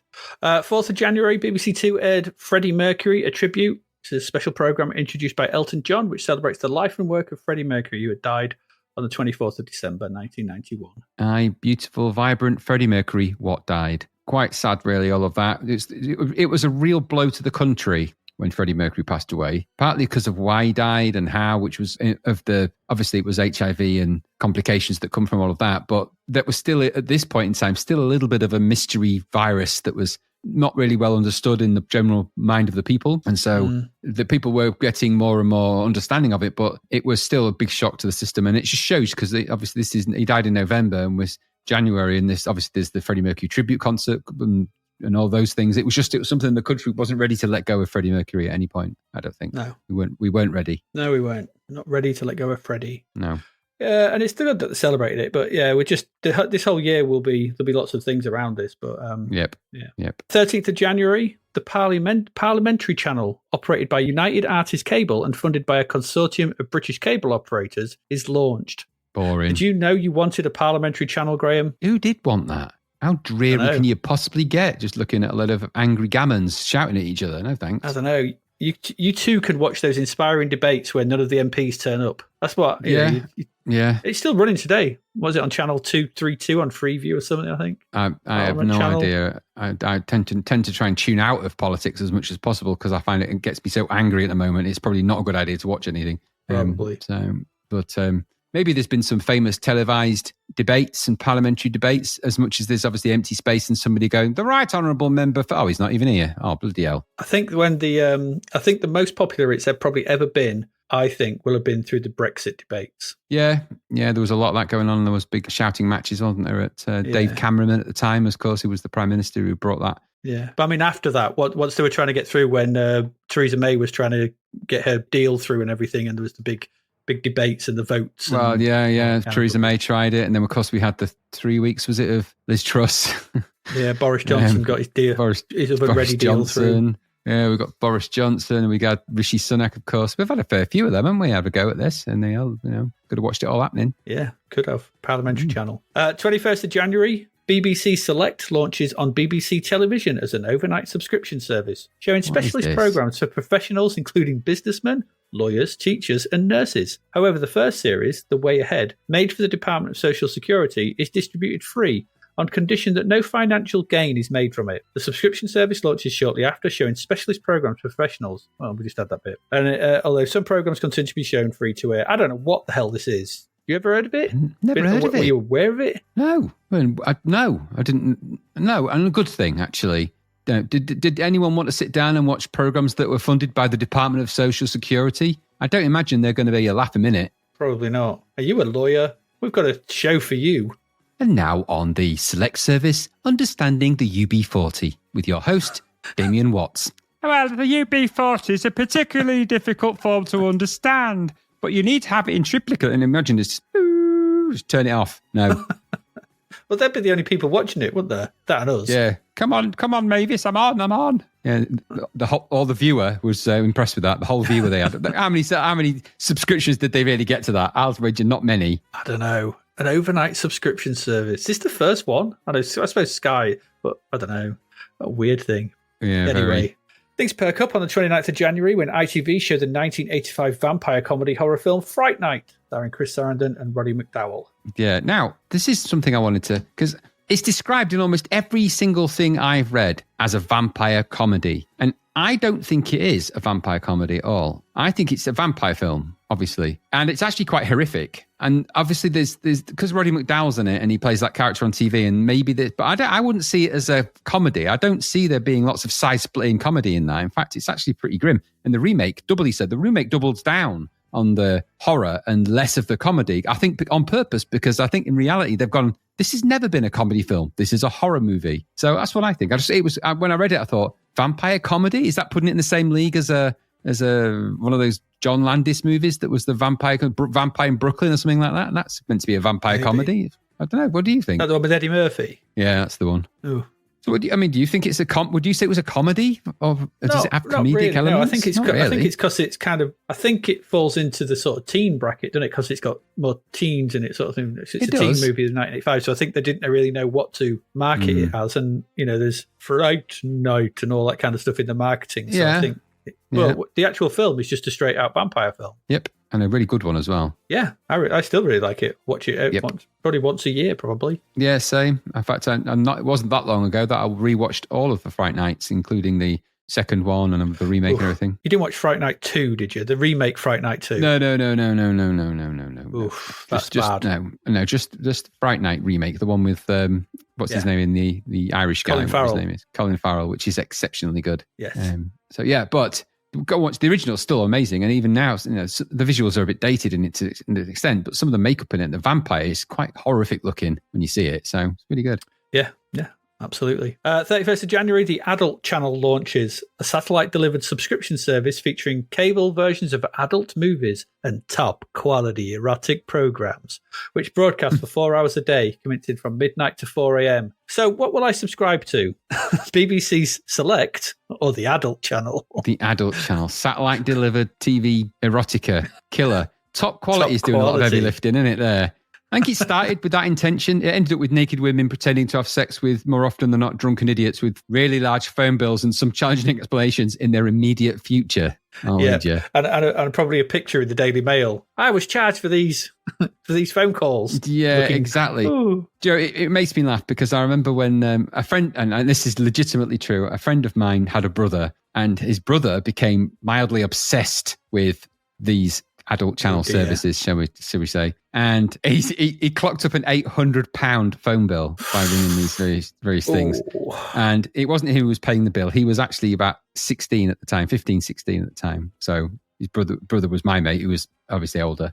And when his dad challenged him about this bill, he said he'd been ringing some football tips helpline, to which his dad, and this is true, responded, "They don't have bloody football tips for England in Ghana," which is where his bill had come from, because obviously that's how they routed the calls, didn't they? So they routed them through some international exchange, and oh dear, that's how they're making the money. So yeah, he ran up £800 phone bill ringing these top quality sex services, as they became. Of course, originally they were just the plumbers knocked on the door and, "Oh, hello," and then you know how it's going to go. Those classic kind of things. Not good. Yes, it's weird though, isn't it? Though no. A friend told me. How far we'd moved on from Mary Whitehouse. Yeah. I mean, well, it's inevitable. Yeah, now you could get top quality grot on your telly. Awesome. Yeah, but you have to pay for the subscription service to it. Nowadays, you just watch Game of Thrones season 1, or Blood and Sand, whatever it was, that other bloody show. Spartacus, yeah. Just watch the first season or the first couple of seasons of them. That's probably more adult content and quality erotica than you're going to see from any of those early 90s things by some margin, I'll wager. True. Top quality erotica. There we go. Anyway, new shows. Let's have a look at some new shows that came out in January. 3rd of January, there was The Good Guys, a comedy drama television series. Ran for 2 seasons. It starred Nigel Havers and Keith Barron. Yeah. Havers and Barron together at last. Just what we'd all been waiting for. Yeah. And obviously it was produced by Haver Hall Pictures, which tells me that was Nigel Havers and probably his mate Bill Hall or something. Probably. So, but yeah, I never watched it. And most of these new shows I didn't, with the exception of maybe 2, I was blissfully unaware of. Yeah. 3rd of January, we also had Love Hurts, a British comedy drama series. It's the new year, so they're just throwing out all the stuff and seeing what sticks, aren't there? Yeah. This ran for a couple of years, though, this one. It was scripted by Lawrence Marks. Starred Adam Faith, Zoe Wanamaker, Tony Selby, and Julia Port. It received a 1993 Best Actress BAFTA nomination. Yeah. Zoe Wanamaker did. Adam Faith and Zoe Wanamaker were quite popular for this show. It was quite a hit with its demographic, of which I was not. So. No, I've got the trailer. I had a look at the trailer. It's not great. It's just you know what it's going to be. You know, with a title like that, exactly. 4th of January, there's Moon and Sun. Moon and Sun is a British television astrological crime drama created and produced by Robert Banks Stewart. The series was Millicent Martin's first British role in 15 years. That is, and was considered to be a rare misfire of creator Banks Stewart, who described this series as a light-hearted thriller. His previous series, Bergerac and Lovejoy, had enjoyed significant success. What the hell is an astrological crime drama? Is it crime solved by the signs of the zodiac? Yeah, I think it is. I think that they have somebody that reads astrology charts, and that's how they find the killers. So, God, what kind of person could have done this? Well, only someone who likes this. A Virgo. We're looking for a Virgo. I noticed he used the candelabra, and this is the first vortex of the Saturn moon, which means that he's probably just eaten a gooseberry. So you're looking for someone that's been in the supermarket buying gooseberries, lads. Off you go. Yeah. Are you sure about this? Because this does not sound like a legitimate way of solving crimes. The second quadrant of the moon is in the 4th quarter this time. Exactly. Should we be taking fingerprints and dusting for prints? No. No need for any of that. No, I'm pretty sure I know exactly what they were doing because of their moon signs. This zodiac chart will tell us all we need to know about our killer. It's like, who thought this was a good idea? If this was a Mystic Meg Solves, I could get behind that, I think. Yeah, true. Mystic Meg If they solved. just took the details of the crime and what they knew to Mystic Meg, and she just did a crystal ball, and they said, ooh, I see a future driveway painted in green with a giant onion on a man's belt. And like, actually, that killer was wearing a belt and an onion on his belt, which was the fashion of the time. Which was the fashion of the time, yes, indeed it was. And he also had a green drive. Weird. That was grass, your inspector. He just parks his car on his grass. That's why we need physical inspections of the crime scenes for details of that magnitude. Wait a minute, you're not even Mystic Meg. You're Mystic Peg. Get out of here. I nearly had you foiled. That's that. What we've just devised is better than Moon and Sun. Yeah, probably. Astrological crime drama. What arse. Yeah, absolutely. 6th of January, there was the Paul Bearers Review. This was a 1992 sketch and stand-up comedy show written by Jerry Sadowitz, starring Sadowitz and Drina Darrell. Show was also featured appearances from Jeffrey McGivern, Ben E. Miller, and Marky Smith, I guess, of The Fall. Yep. I never liked Jerry Sadowitz. No, I didn't. He was classed as one of the most offensive comedians of the time, wasn't he? Famously got chased and marched off the stages of the Edinburgh Fringe. Not the Edinburgh Fringe, sorry, the Just for Laughs Comedy Festival in Montreal, when he stood up on stage and shouted, hello, moose, which angered the Canadian audience to some degree, it seemed. So there you go. That'll do it. Just not funny, though. I watched the trailer for it. I was like, oh, this doesn't look funny at all. No, it's not. It's not funny at all. It's just him shouting at things. No good. Yeah. 6th of January, there was Goodbye Cruel World. It was a 1992 British drama starring Sue Johnson, Alan Armstrong, and Brenda Bruce. Yeah. Boring. Woman diagnosed with terminal degenerative illness. Yeah. God, happy January, innit? God, it's heavy going, isn't it? Isn't January dark enough? January's a dark month. It's winter. Everyone's in. Subscription service for solicitors. Subscription service for solicitors. A parliamentary channel launched. A sexual assault on New Year's Day, and then Goodbye Cruel World, where a woman's got terminal degenerative illnesses, and it's like, oh God, bleak. Welcome to 1992. It ain't fun. It's Blanduary. 7th of January, there was Joshua Jones. This was a British stop-motion children's television series produced by Bumper Films, who also produced Rocky Hollow, Fireman Sam, and Star Hill Ponies. Yeah, I never saw Joshua Jones. No, it's probably of the same ilk. I never saw Rocky Hollow or Star Hill either, though. Star Hill Ponies, so I am not in the zone with them. I watched the trailer the intro for Joshua Jones. He drives about on a narrowboat and helps people. Of course he does. Yeah, that was it. Okay. 7th of January, though, Games Master started. It did. Weirdly enough, I mean, I know this is a bit of a classic, and people love Games Master. Okay, it's funny, the ones I've watched. I watched some of these, and I just wasn't into video games at this point, so I wasn't really following it. No, I wasn't particularly, actually. So I think I watched a few later on when I was at university, because my mate, we sort of were playing. He had a Mega Drive, I think, or something. Because he went on to 98, so I think we watched a few later on when we were at uni, because it was just a thing to watch when you were at uni. But here at this point, I didn't watch it. I just didn't watch it.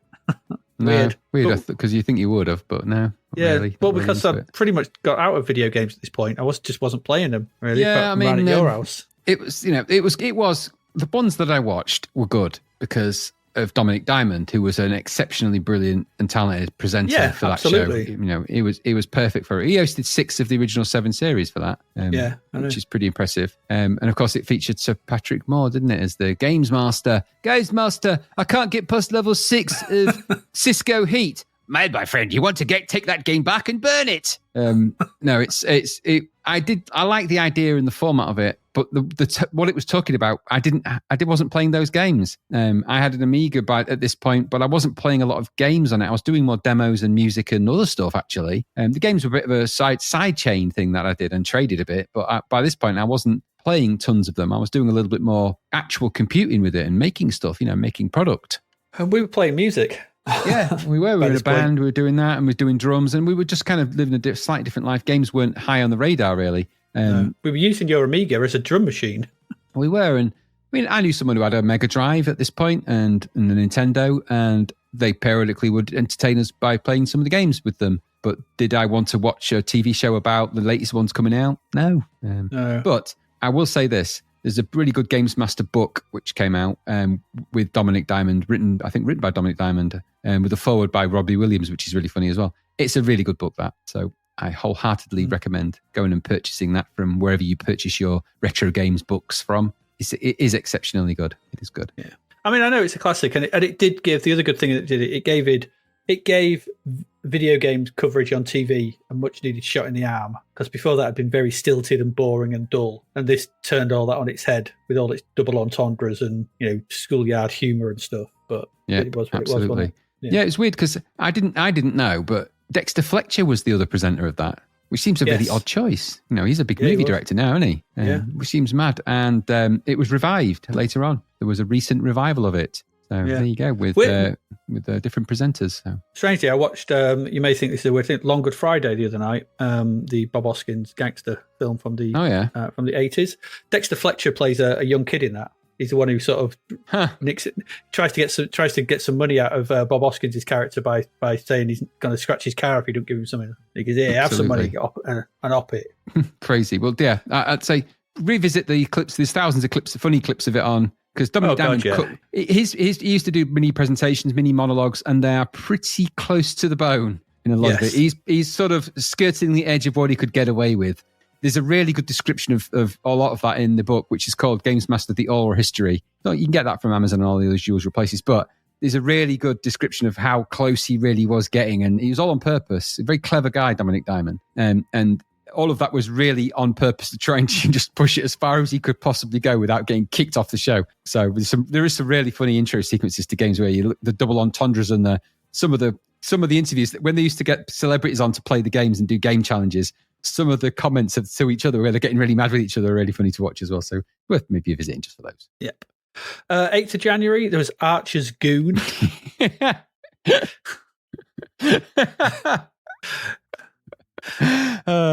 just sounds like a program that would have been on the adult channel to me. Archer's Goon. It's actually a well-regarded 1984 fantasy novel by Diane Wynne Jones. Okay, fair enough. Nominated for the 1985 World Fantasy Award for Best Novel, and is listed as an ALA Notable Children's Book, an ALA Best Book for Young Adults, and a Boston Globe Horn Book Award Horror Honor Book. I've never heard of it. It was made into there was obviously an adaptation of it, and that's what this is. But like The Taint, it sounds like an area of the male anatomy that you don't want to be going there unless you're particularly inclined to do so. Go and tickle his Archer's Goon. You'll get him going over there. Oh, his Archer's Goon's been well tickled. There, he's off. He's stretched too far and he's ruptured his Archer's Goon. Oh, God. He'll be out for 4 weeks with that. Oh, he's going to need some ointment on that. He's chafed he's got chafed on his Archer's Goon. Like a football player injury. Oh, he's got down there near the penalty line. That's got possibly a snapping of his Archer's Goon. He's going to be off for weeks with that. Oh, I heard that from here. When that went twang. Oh, he's ruptured his Archer's Goon. That's not an injury any of us want, is it? It's not. No. Is it Gary? Goon? Archer Goon? Oh, not you. Not I meant the other Gary. Archer's gone. No, Goon. Goon, Gary. It's a Goon, Gary. Goon. Why you say Goon? Oh, I can't explain it to him. He's an idiot. What's he doing on the pitch? We've hired the wrong one. And who took his pants off? He did. Well, why did he let him walk on there without them on? Oh, we're never going to live this down. If only Grimsby could beat Man United in some way to take our minds off any of that. Yeah. He wanted to show everyone his Archer's Goon. And we thought he had it on a T-shirt. Oh, that's the last thing we wanted to happen. Absolutely. Put your goon away, Gary. This is a charity children's match. For goodness sake, Gary, put it away and never speak of it again. Never. 8th of January, there was Fiddly Foodle Bird. Oh, stupid name for a stupid thing. Yeah, British children's animated musical series written by Jonathan Hodge and narrated by Bruce Forsyth. Hey, it was, yeah. Yeah, it was. Never heard of it. No, and his voiceover was stupid and ridiculous. And they say fiddly foodle doodle boodle a lot and stuff like that. They play a lot on, there's a lot of fiddly foodle wordplay in it. It's not pleasant or entertaining. Bruce Forsyth must have felt like he was at the end of his life when he was recording that. But he had another 2 decades still to go. It did, yeah. Well, he never did Fiddly Foodle Bird again, did he? That's for sure. No, true. 9th of January was Runaway Bay, another children's adventure television series, recently aired from 92 to 93, by the group of friends having adventures while living on the island of Martinique in the Caribbean. Yeah, sounds thrilling. Yeah, nope. 10th of January, Grace and Favour. This is known as Are You Being Served Again in the United States. A British television sitcom that was served as a sequel series to Are You Being Served. It was written by Are You Being Served creators and writers Jeremy Lloyd and David Croft. Never heard of it. I didn't even know this was a thing. No, it starred the original cast as well. Now, I can tell you something, right? Grace and Favour, or whatever it was known as Are You Being Served, in the United States was a massive, massive hit. It was a humongous hit over there. Like, in a way, we can't imagine it over here. So, Are You Being Served, the original series, was such a massive hit over there. It was huge. Really? Wow. Oh, yeah. It's like it's in there, up there with Fawlty Towers and Monty Python as far as the American audience is concerned. The original show. Yeah, the original show. Yeah. Now, that's why I suspect. Yeah, absolutely, because it's great. That's why I suspect this came about is because they've brought it back, and even if it wasn't going to be a hit in the UK as such, 1 year of it probably is enough to keep the US audiences not syncopated. They probably were syncopated. They all clapped at the same time, I don't doubt. But syndicated.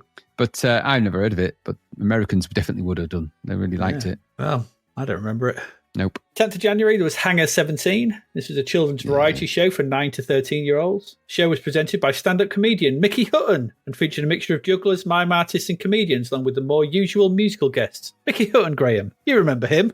Yeah, well, I don't. I mean, I'm not this demographic, but what 13-year-old in the early 90s wanted to see jugglers and mime artists? Where did they go to with that demographic? What focus group gave them that feedback? Well, did they go to some circus town? What do you guys want to see? Well, we particularly like jugglers and mime artists and strongmen. You got any of them? Yeah, we could put them in there, yeah. There's a circus in town or something. No, we don't work in a circus. Don't know what you're talking about. We are a circus. This town is a circus. This town is a circus. No, Mavis hasn't shaved a beard off for today either. So I don't know what you're talking about. It just seems weird that out of all the things you would pick to put on a youth show of that age, jugglers and mime artists.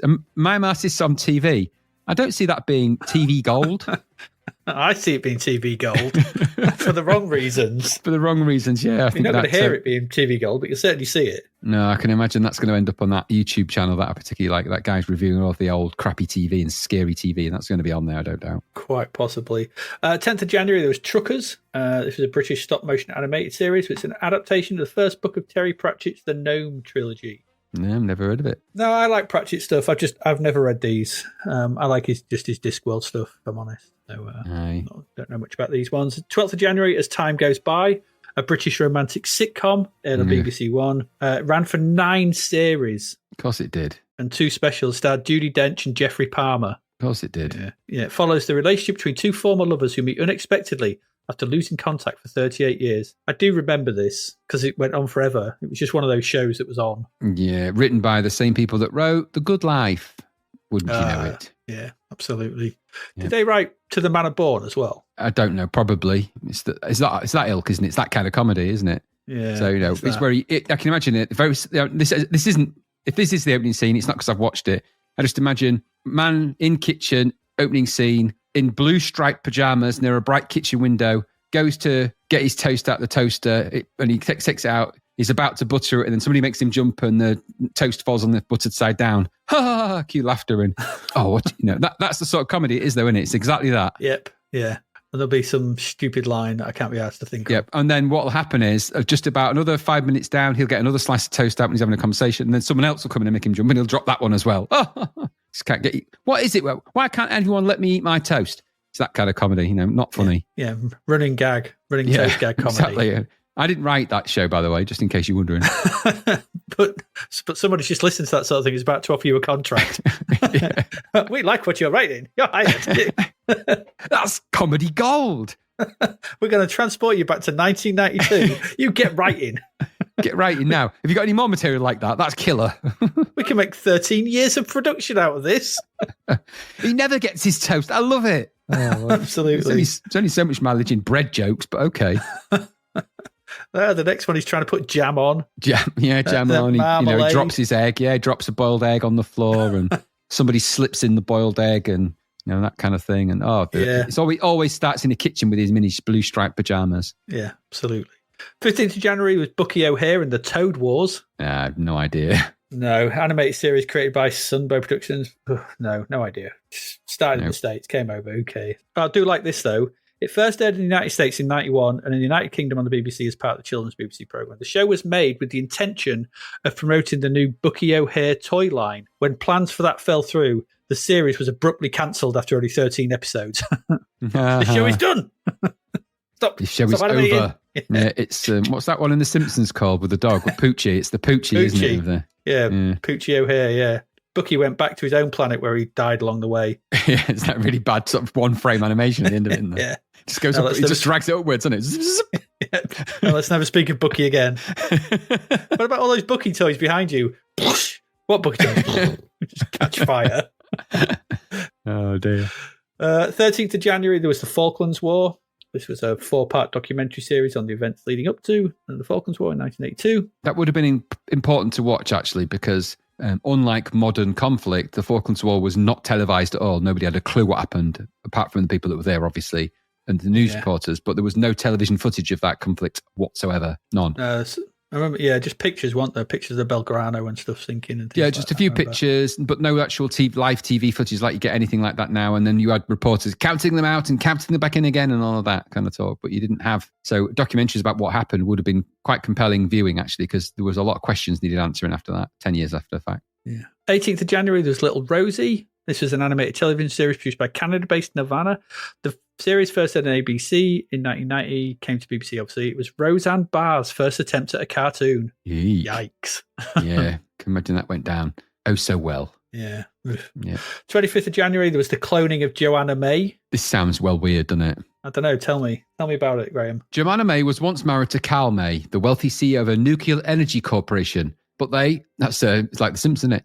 But they have been divorced for 10 years after Joanna was caught in an incidental love affair. Okay, so far so normal. Carl arranged an accident, quote unquote, for the lover and summarily locked Joanna out of all their homes, consigning her to an apartment. Since then, Carl May has done everything in his power to make Joanna's life difficult. When Joanna decides she's had enough and pays a visit to her former husband, she is in for a surprise. Carl May has made several clones of her. Carl plans to take one or more of the clones as Joanna's replacement.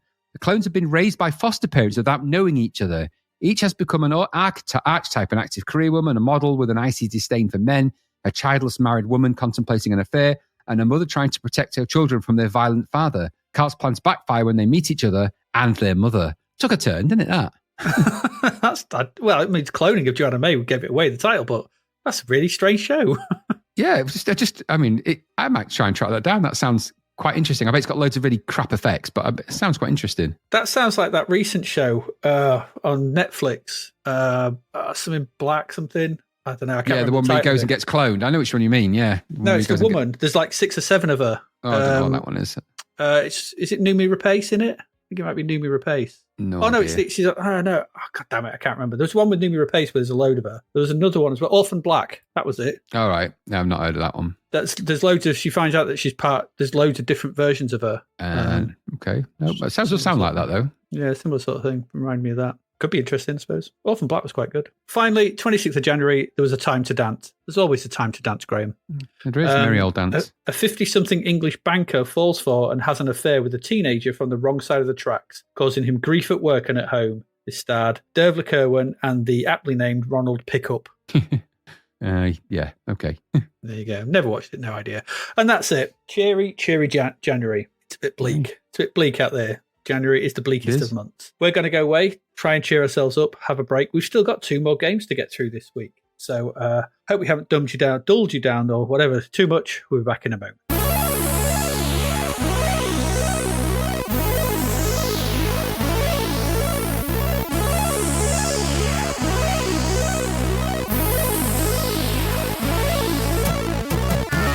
The novel Escape from the Commodore 64 by David Hearn is out now.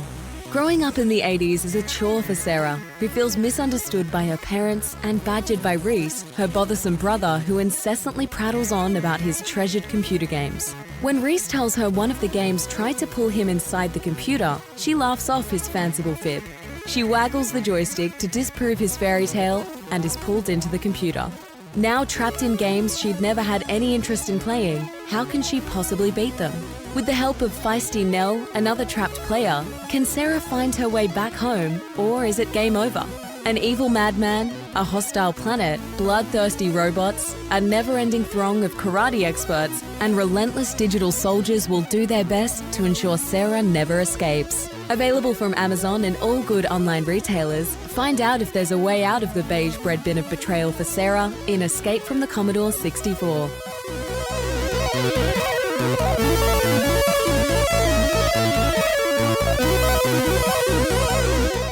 And we're back. We've still got 2 games, as I said. Graham, the first one is all yours. Ooh. Tell us all about Double Dragon 3, the Rosetta Stone. Ooh, okay. $11.99. It's quite a lot, isn't it? Another arcade conversion. This 73% though in Zap. That's not terrible, but not great, is it? It's in the Chernobyl 7 out of 10. Sort of scale, 7 isn't out of 10. Yeah, 7 out of 10. This was published by Storm. Copyright was The Sales Curve. This was coded by Paul Rogers, who did Swiv and Time Soldier, if you remember them. I do. And graphics here are by Ned Langman. He did Narc, Shinobi, Judge Dredd, Ninja Warriors. I nearly said Robert Whittaker then, but that's the other guy. He didn't do a game called Robert Whittaker or the graphics of Robert Whittaker. But strangely, the Narc, Shinobi, Judge Dredd, and Ninja Warriors all have a look, which will be familiar to you if you play this game. And Robert Whittaker is also responsible for some of the graphics. He also did Narc and Rodland as well. So quite good graphics, graphicians there. And a good technical coder as well. If it is. The musician here is Andrew Taylor. We've recently seen him in Super Space Invaders, of course, but he also did The Secret of Kandar, amongst others. And oddly and unusually, the sound effects are by a different person. They're by Martin Walker, who hitherto had done things like Armalite and stuff, but then sort of went into music. So strange. He just did the sound effects. I don't know what's going on there. Maybe he was just around at the time. This was released across multiple platforms. Of course, it's an arcade originally. So it was released in the arcades in 1990, but then it was also released on the Amiga, Atari ST, Commodore 64, ZX Spectrum, Amstrad, CPC, DOS, Genesis, Game Boy, and later in 2019, of course, the Ant Stream. Ooh, la la. Ooh. Just a bit about the arcade then. Double Dragon 3, Rosetta Stone, side-scrolling beat-em-up arcade video game produced by Technos, Japan in 1990. It's the third arcade game in the Double Dragon series. Of course, with a name like Double Dragon 3, it would be unlikely to be anything else. Unlike its predecessors, Double Dragon 3 was not developed internally at Technos, but was contracted to the company East Technology, resulting in a game that looks and plays differently. An interesting footnote to all of that is the US version also featured item shops where players could use additional credits to purchase in-game items, such as weapons, additional moves, and new playable characters in one of the earliest forms of microtransactions ever seen in a video game. That makes it a little bit interesting, doesn't it? Yeah.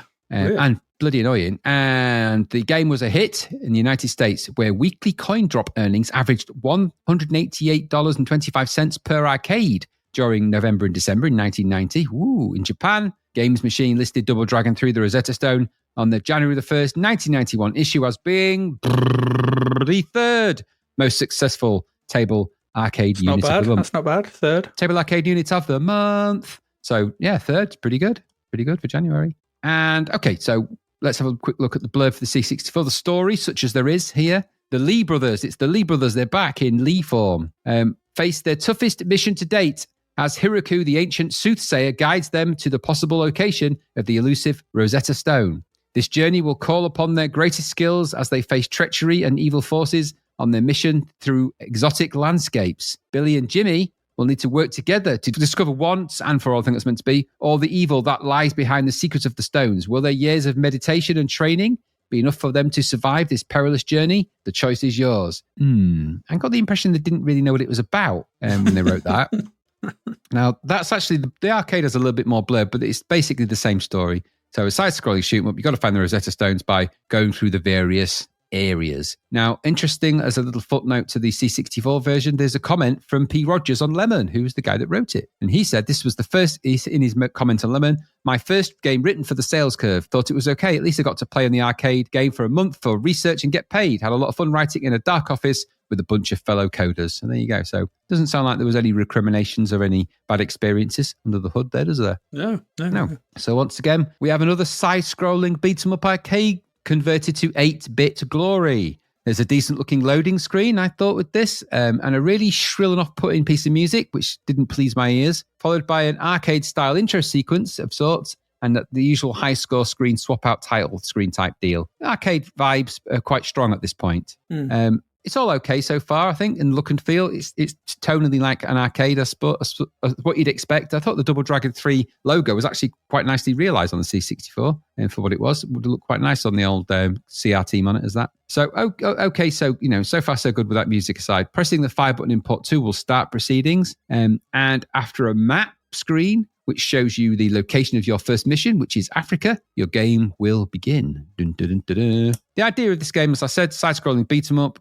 We've seen a whole bunch of these Final Fight style kind of thing, Golden Axe type deal. We don't need to be described how these work really, but okay. This is a one or two player simultaneous variant of this, though, which is a good thing, I think. That is a good thing to have. Many of these C64 games haven't had that, and it is a stupid thing not to put in. If you can put it in, you should, and they did. So at least it's got that. You start in the streets right outside the weapons shop. Here you can enter and upgrade by spending your coins, all 9 of them. You can use these for extra men, tricks, energies, or power-ups, and then it's back to the streets you go if you want to do that. Okay. As you walk to the right, the screen will scroll, and you will, of course, be assailed by the baddies. Here, the gangs wear yellow jackets, purple trousers, or brown tracksuits and will kick, thump, and otherwise duff you up as you try and do likewise and traverse the levels to get to the next bit. Follows the standard model. Walk a bit, fight a bit, walk a bit, fight a bit, go in the door, out a door, walk a bit, fight a bit. You know the drill by now with these sort of things. You usually have around 3 enemies to fight on your screen at any time with varying different kinds of moves. The moves are quite interesting. Without the fire button pressed, upwards means walk upwards because you can walk into and out of the screen if you like. Top left, top right, walk up right, up left, left and right, obviously left and right, and then down, left, down, right, and walk down. With the fire button pressed, however, come your fighting moves. If you've got the joystick pushed up and you press fire and let go, you will do a jump, and you can also do a jump kick if you hold it in position. I'll talk about the moves of fighting in a moment. You can also jump left and do a sort of a flying kick that way, a flying kick to the right. You've got a punch if you just press the button in, just press the button on its own. You've also got a kick left and a kick right. And then if you do happen to have any tricks or extra weapons and things, you pull down to operate those, and with the fire button pressed. You're wondering how you operate them. Fairly straightforward. I wouldn't say too horrible controls by definition. How they play in the game, that's a slightly different matter, isn't it? But it's all joystick, nonetheless. And again, remember, this is 2-player, simultaneous if you want to. So you walk and fight and keep doing that. And the aim is to plow through the levels.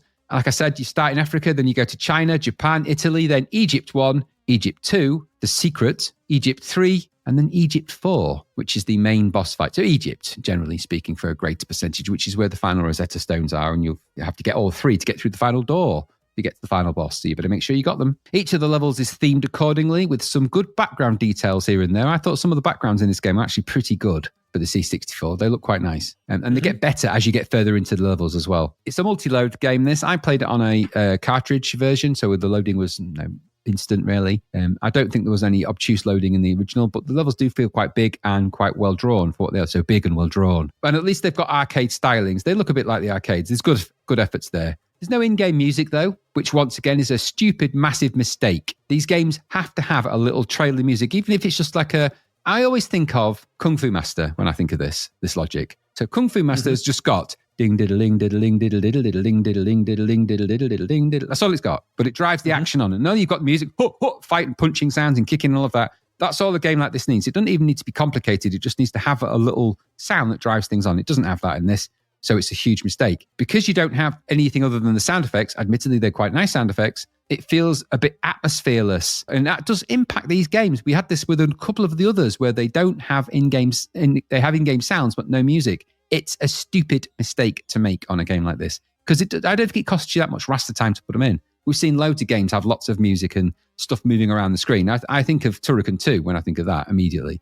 I know in the main games with the Turrican, there isn't always music, but in the shoot-em-up sequences, there is. So, okay. The enemy sprites in this game, they were a little bit more of a letdown. They clearly went for quantity, not quality, I guess. They're smallish with limited colours and they move around okay outside of the fighting. However, the fight moves are all slow and sluggish for your play, which leaves you at the constant mercy of the enemy attacks, which will invariably knock you down to the floor all the time. This becomes very annoying very quickly and leaves the fights feeling one-sided and over-difficult, even in 2-player mode. If anything, I feel like you're underpowered in this game because you're too slow. Even if you've got some of the power-ups, it doesn't really feel like you've got that much going for you here, which makes the game needlessly difficult as well. These games need some kind of spring and bounce, and it's too pedestrian in this. It's too ploddy, and the controls are lumpen. When you want to do your flying kicks, they're slow and lumpy to activate. punches and kicks feel that they don't land properly or are a bit too delayed, you might, you action them. If I press that fire button in a game like this, I need that punch to shoot out at a rate. I need the kicks to land quickly. I don't need to be pixel accurate, which you do in this. And I don't want to have to sort of go for a flying kick and then watch him sort of think about it for a couple of seconds and then launch into the air, because it's too late by then. The enemies don't have that problem. They can launch an attack very quickly, and more often than not, they will be kicking you on the ground, and it becomes really tiresome. You can only take so much being kicked down before your energy runs out, in classic tradition of these things. And eventually, of course, you're going to get knocked out. How does this all look on the screen? Well, aside from those backgrounds, which don't look too bad, there is a kind of overlaid UI across the top, which I think gets a bit blurred into things. So there's an image of Billy and whatever the other guy was called, I forget. There's the image of the 1 and 2 players in this on the left and right. It's exactly the same image, but done sort of in an Andy Warhol style, I think, really, the best way I can describe that. And then you've got your energy levels and obviously the various things that Jimmy and Billy, isn't it? You've got your various the energy levels that you've got. And that obviously, as you take hits and things, your energy depletes, and eventually you're going to run out of lives. And you've got coins, of course, which are your continues. So you can continue 9 times in this before you're done. You also have a time limit as well. Both of those things are expressed in a row of characters at the bottom of the game window. The rest of it is all game. Full screen scrolling here as well, which is quite nice.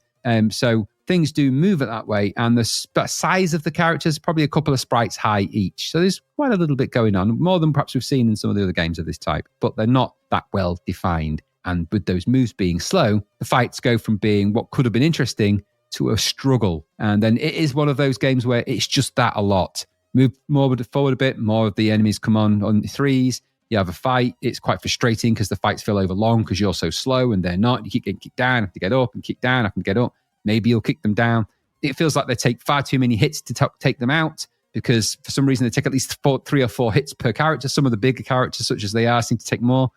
It just makes the fights protracted and sluggish and slow in a game that's really not about that. And as a result of all of that, the game feels over difficult, because really you're not fighting the difficulty of the enemies. You're fighting the fact that you're slower than they are. That's a proper game design issue here. So if you're slower than the enemies, you're never going to really get to grips with it. And even with those upgrades, it doesn't help, because they don't last for either long enough, or you don't really get the benefit of them anyway, because you're constantly getting kicked down. They always get the drop on you with the kick down, which is the go-to move for every player in the game. So no matter how much fighting skill you might have, you are always going to get kicked to the ground, which is very annoying. However, all that said, what is here, I think, background-wise, looks okay. And as often as expected, it does play like an 8-bit version of a fighting game. Is it the greatest 2-player simultaneous fighting game? No. Is it one of the better ones on the C64? It's playable, arguably more playable, apart from that ridiculously sluggish fighting and the sort of the pace of the enemies, which seem to kick you down on the floor all the time. If it didn't have that in it, if that wasn't their go-to player, this would actually be a contender as one of the better side-scrolling fighting games on the system. It's got that 2-player simultaneous mode. That's not lost on me. It adds a good dynamic, actually, to what is essentially one of these type of games. Maybe it's a bit more fun with 2 of you, but its sluggish action will leave you more frustrated than fulfilled. And while this might scratch your 8-bit C64 side-scrolling itch, visually, hourly, there's nothing that will blow you away. And control-wise, well, it's just not very good at that. 73% in Zap. I'd maybe give it a bit less. It looks good, but the controls just let this down. It's too sluggish to be really, really enjoyable. And as a result, I think the difficulty is pitched against you all the way through. And I don't know how are you going to be able to cope by getting through that game? I don't know. But it does feel like it's quite a big game at the end of it all. So maybe there's that. What do you think? Yeah, pretty much the same. I'll give them some credit here that technically this is pretty impressive. 2 players on screen, 4 enemies. That's, in a belt scroller with that kind of movement up and down. I mean, that's going to be what? 2, 4, that's 12 sprites. Yeah, it's doing well. Moving around with no flickering or anything, and the scrolling all smooth. So and it must be tricky as well when they're moving along different, because they've got to be in depth and you don't know where they are. It's going to be quite tricky, I guess. So it's quite an achievement, I think, for a C64 belt scroller game. However, the game is let down by poor collision detection, which you don't need, and enemies that are far too tough to take down properly. You just get surrounded all the time, or flying kicked or kneed into submission before you know it. It's impossible to do any kind of crowd control, which is part of the fundamental play of these kind of games. That kind of hit in the front, turn around quickly, hit the one behind you, hit the one back in the front, kind of like back and forth that you kind of do. And you stun lock them and then you can knock them about. You can't do that in this because it's too sluggish and it's not responsive enough. So, and because they will come up behind you and in front of you and knock you. Sometimes you can kick and they'll punch you in midair. Yeah. So it feels a bit unfair. The lack of any kind of music lets the game down as well, making it feel empty and dull. Did like the front end, though. It's got a really nice logo, and that story introduction with the animated fortune teller telling you the sort of story was quite nice. I thought that was quite cool. And the music on that front, you didn't like it. I didn't think it was terrible, but it's all right. This isn't terrible, this game. It's just let down by sluggish controls and an overly finicky difficulty level because of those controls. I'll give them credit, though, for the technical chops on display, but maybe all that stuff going on is why you've got sluggish controls. Not sure. Something has to give somewhere, I guess. It is the best of the Double Dragon games that we've seen on the machine. That's not saying a lot, but it is the best. Yeah. I think, for me, 73% is a tad high because it's too hard to actually play properly the way you need to play a belt scroller beat 'em up. And so this is in the 60s for me because it's there, it's nearly there, but it's just a bit, it's on the frustrating side. So. It is. But it does look nice. I'll give you that. It does actually look nice. And nice backgrounds, like you said, and stuff like that. And a really good intro. So just a shame that it just needed to be a bit more responsive, didn't it? I'd have taken one less enemy on screen for a bit more responsiveness, personally. Yeah. That's just me. There we go. That is Double Dragon 3, the Rosetta Stone. It's not a disaster. And I think in these times, that's something to be taken, taken away. It ain't no Cisco Heat. Not a lot is. Not a lot is. No, not a lot is. Let's move on to our final game of the week.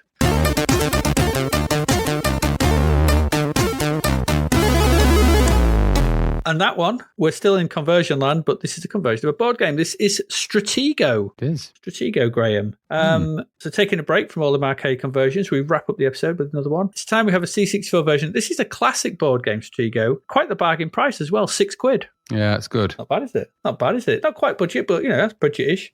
It scored 76% this, so not a bad price for this, all told, and a decent score. But is it worth your dosh at the time? Still, you just got to pay for it. And what the hell is Stratego? If you don't know, it's just a name, isn't it? Stratego. What the hell is it? Let me tell you. Stratego was created by Dutchman Jacques Johan Mogendorf. And I'm apologising to our Dutch listeners. I'm probably going to butcher some Dutch names here. But, just bear with me.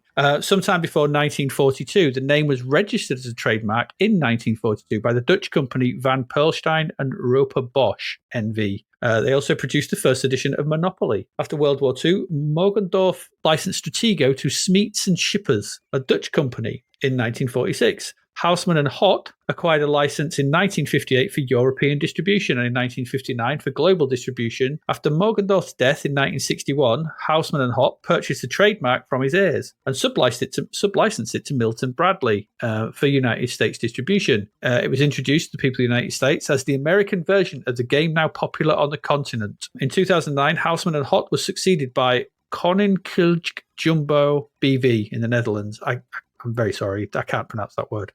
Stratego, then, is a chess-like strategy board game for two players on a board of 10 by 10 squares. Each player controls 40 pieces representing individual officer and soldier ranks in an army. The pieces have Napoleonic insignia. The objective of the game is to either find and capture the opponent's flag or to capture all movable enemy pieces so that the opponent cannot make any further moves. Stratego has simple enough rules for young children to play, but a depth of strategy that is also appealing to adults. Always a good sign of a classic board game. It is. It's a strategy board game then, and the instructions of this say, the best battlefield strategy game of all time now rages on a whole new front. Stratego captures all the excitement and challenge of the original. Secretly deploy your army, plan your advance, and attack boldly. Defuse bombs, protect your spy, and capture the enemy flag.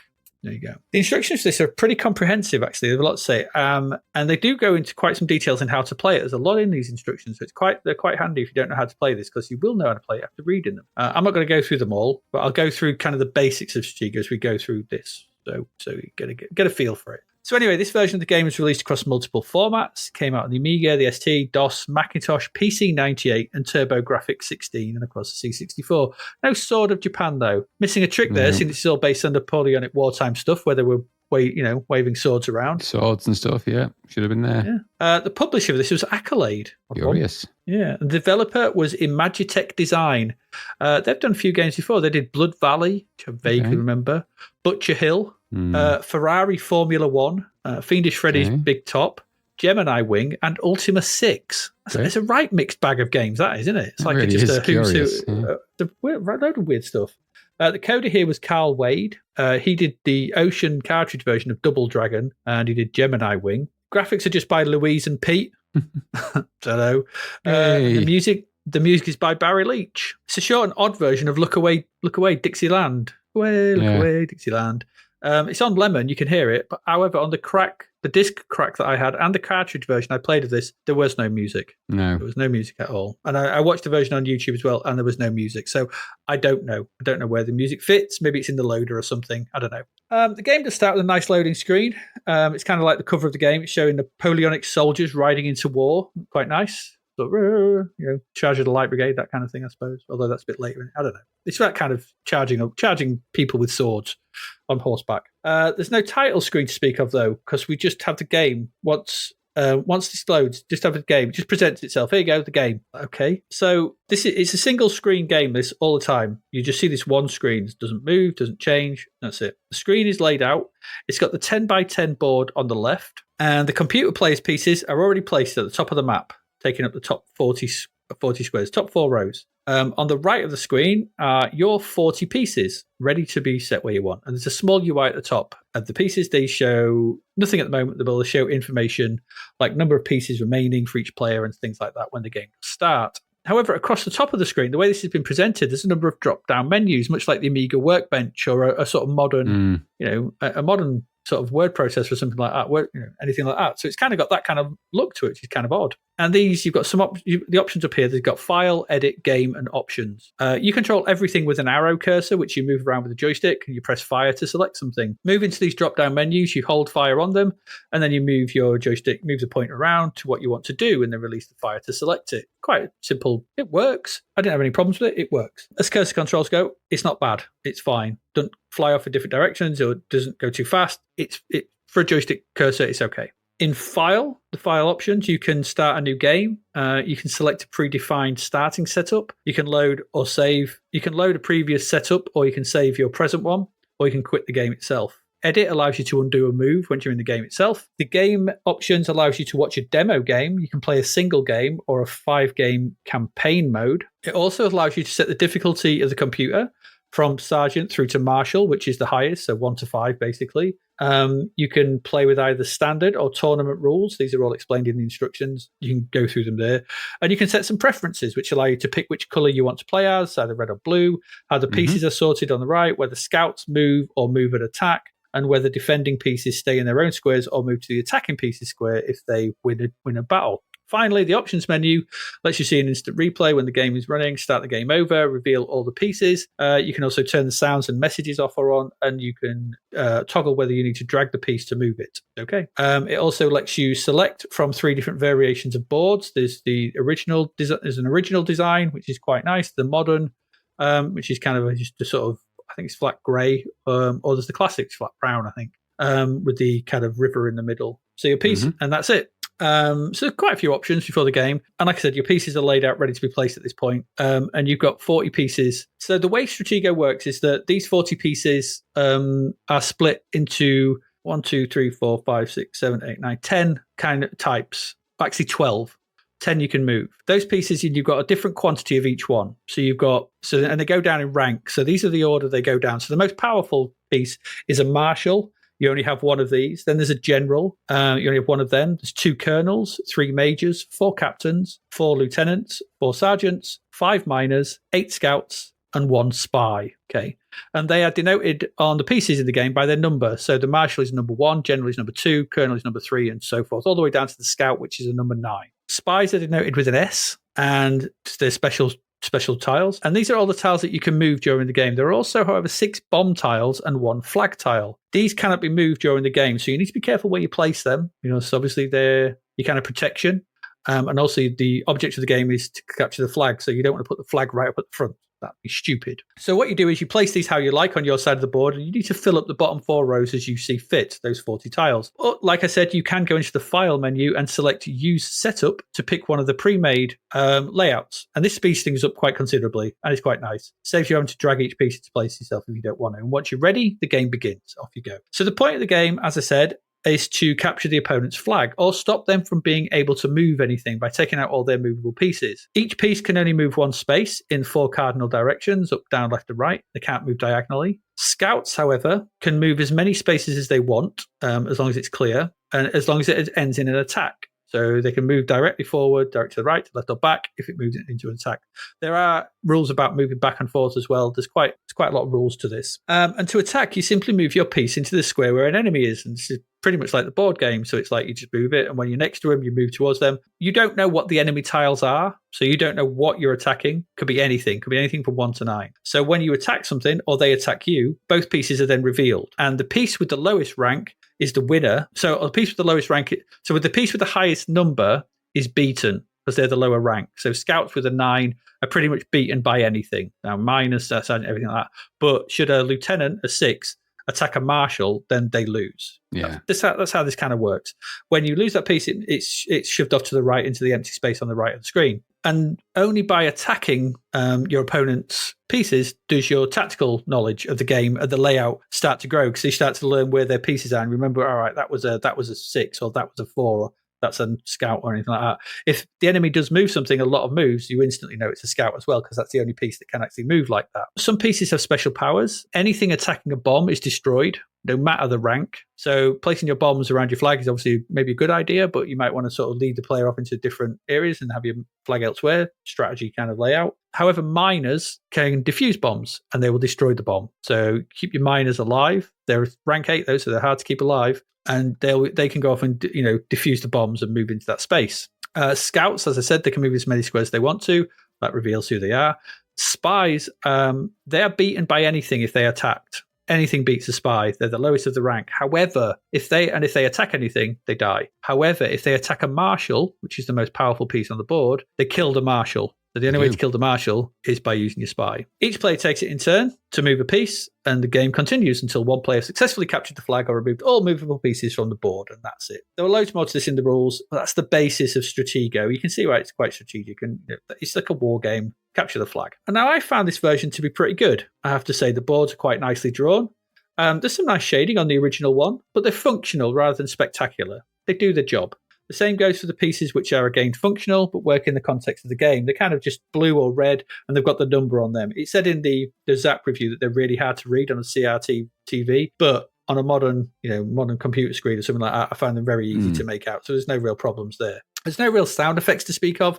The odd sound here and there. There's no music either. That's a bit of a letdown. It could have done with something, not that Dixie piece of music from Barry Leach, but maybe something just churning along in the background just to keep your interest. But the computer moves quite quickly. There's a little clock appears to show it's thinking until it makes its move. And dragging pieces around the board and attacking is easy enough. I found the use of pre-made setups is a good addition. The ability to save and load your own is welcome too, if you were playing this back then. The inclusion of different difficulties is also good, so you can move up through the ranks, as is the ability to play either a single game if you want a quick game, or a 5-game campaign mode, which adds some longevity. Because, go up against top difficulty 5 games, it's going to take you some time, I imagine, to beat. If you were a fan of Stratego, you didn't have anyone to play it with back then, I think this is a pretty decent alternative. And at the price, a good bargain. £6, that's all right. Everything about Stratego seems to be here, aside from the ability to play with another person. This is a single-person game only. I kind of get it, because Stratego is all about secrecy and not knowing what the other person's pieces are. So I can see why they've adopted to just do a single-player game. Because a 2-player game is going to have, you're going to need a lot of trust. Don't look at the screen, it's my go. Don't look at the screen, it's my go. It's that kind of thing. You don't have to do that because you can't see what the other player's got. You can't have that.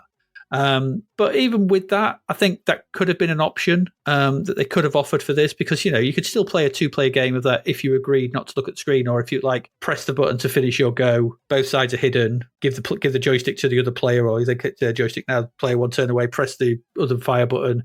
There's this revealed. It could have been done, but it's just not there. But as a single-player version of Stratego, I thought this was all right. I enjoyed a couple of games of it. I did see a comment somewhere that the computer always sets up the same, or it tries to be the same. So that's going to cut into the longevity of it, if that's the case, if you learn where the computer sets up and know where stuff is. I don't know. I didn't see that, but it might be the case. But I found this pretty easy to pick up and play. It's functional. That's it. It's what you get. It's Stratego. Maybe they could have looked at something like Battle Chess, maybe. Made more of the digital opportunity to include some extra elements. You could have maybe had some animated fights or something between the different characters, or some kind of interstitial screens of the marshal goes in or something, some bits, just little things that pop up or something like that to make it a bit more kinetic and a bit more enjoyable, to liven it up. What is here, it's perfectly playable. I found a perfectly decent version of Stratego. It's a singular game though, so and it's a bit, you've got to like Stratego, I think.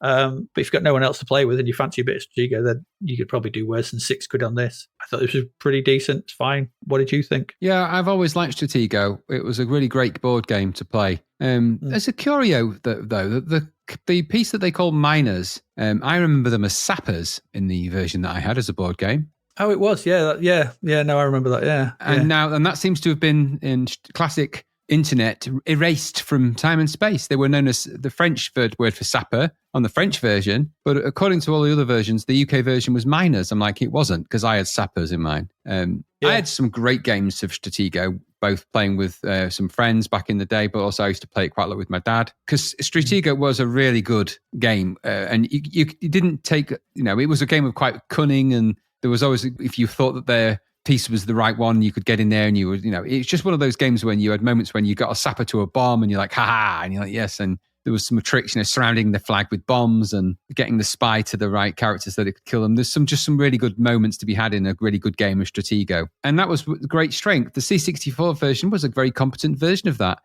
Maybe it was a little bit clicky and moving around. It's obviously leaning more towards a mouse control than a joystick, but it was still playable all the same. I think it could have just done with being a bit bigger. I think the display could have been bigger. It wouldn't have made a massive amount of difference. I don't know why it's kind of squashed into the side there. The board itself is quite big when you play it, with all the little pieces in the real world. And so I think maybe it's just a bit squashed on the C64 for reasons I'm not massively understanding of, but it is what it is. But it's still very playable nonetheless, and it looks quite nice. And for the price you got there, it's not a bad value game if you're wanting to play variations of Stratego with the computer opponents as opposed to real life people. So I thought it was pretty good. I thought the score was 76%. It's probably as much as a board game version is going to get, because it's obviously got niche appeal. Not everyone's going to be into this kind of game, but Stratego was always one of those games that was good for playing. It took a bit of setup and obviously and everything else. And once you were familiar with the rules as simple as they were, it was a good alternative to chess for people that wanted a little bit more Napoleonic leanings and less chess-based strategy and thinking 6 moves ahead and more bombs and diffusing and spies and just a bit of character to it, which the age range and that idea of taking the tabletop experience to be a little bit more approachable. This has a bit more of an in than chess does in terms of its game-based border appeal, although obviously it's a derivation of chess, really. But ultimately, you're controlling an army. And for the same reason that I really liked Risk as a board game, controlling armies and doing stuff with them was a really good tabletop game to play with somebody that you could really challenge. And I found that my dad was like a chess master, so I never really got into chess particularly, but I was never going to beat him ever. He was just one of those people that was incredibly good at chess. But Stratego, I stood a chance. And so we had some great games in the past, and I did beat him a few games of that, which is always a great feeling. Beating your dad at a board game, or even any old game really, but beating them at a board game is a passage of rights for a teenager or a young teenager. It's one of those pivotal moments in your relationship with your dad or with their significant other, brothers, whomever you play those games with, whatever relation it might be. But there's a moment where you're playing the older person and you beat them as the younger person at a game that, is reliant on more than just shooting and things. And there's a moment where you go, that's pretty cool that happened. I don't like it when I get beaten by my own kids now. I lock them in cupboards for days without food for that, but that's just me. That's how I roll. But truth be known, I quite liked what I played here because it just brought back some fun memories of playing Stratego, which is a game I would happily play today. It's a really good and interesting game, and it ain't a bad version, albeit it's a bit clinky around the edges maybe here and there, but I could put it with that. $5.99 is a good price point for that too. Almost makes it a real bargain at the time. I like what I played. Stratego was always a good game, so it's nice to see a decent version of it. Indeed. Yeah. Decent version, yeah. I liked it. That's it. There's Stratego. £6. That's a bargain. Bargain for a single-player Stratego game. I do wish they'd sort of implemented a two-player game, though. I think you could have done it. Bit of thinking. Yeah. Well, yeah, maybe. I don't quite know how they do the covering up the pieces part, but yeah. Well, like I said, you'd have to finish your go and they all disappeared. Give the joystick, and then you'd have to be an honor system between the two players to move away, to look away. Exactly. Yeah. And then the other person pressed fire, and they on their joystick, and they opened up theirs were revealed. The way I would have done it. But anyway, there you go.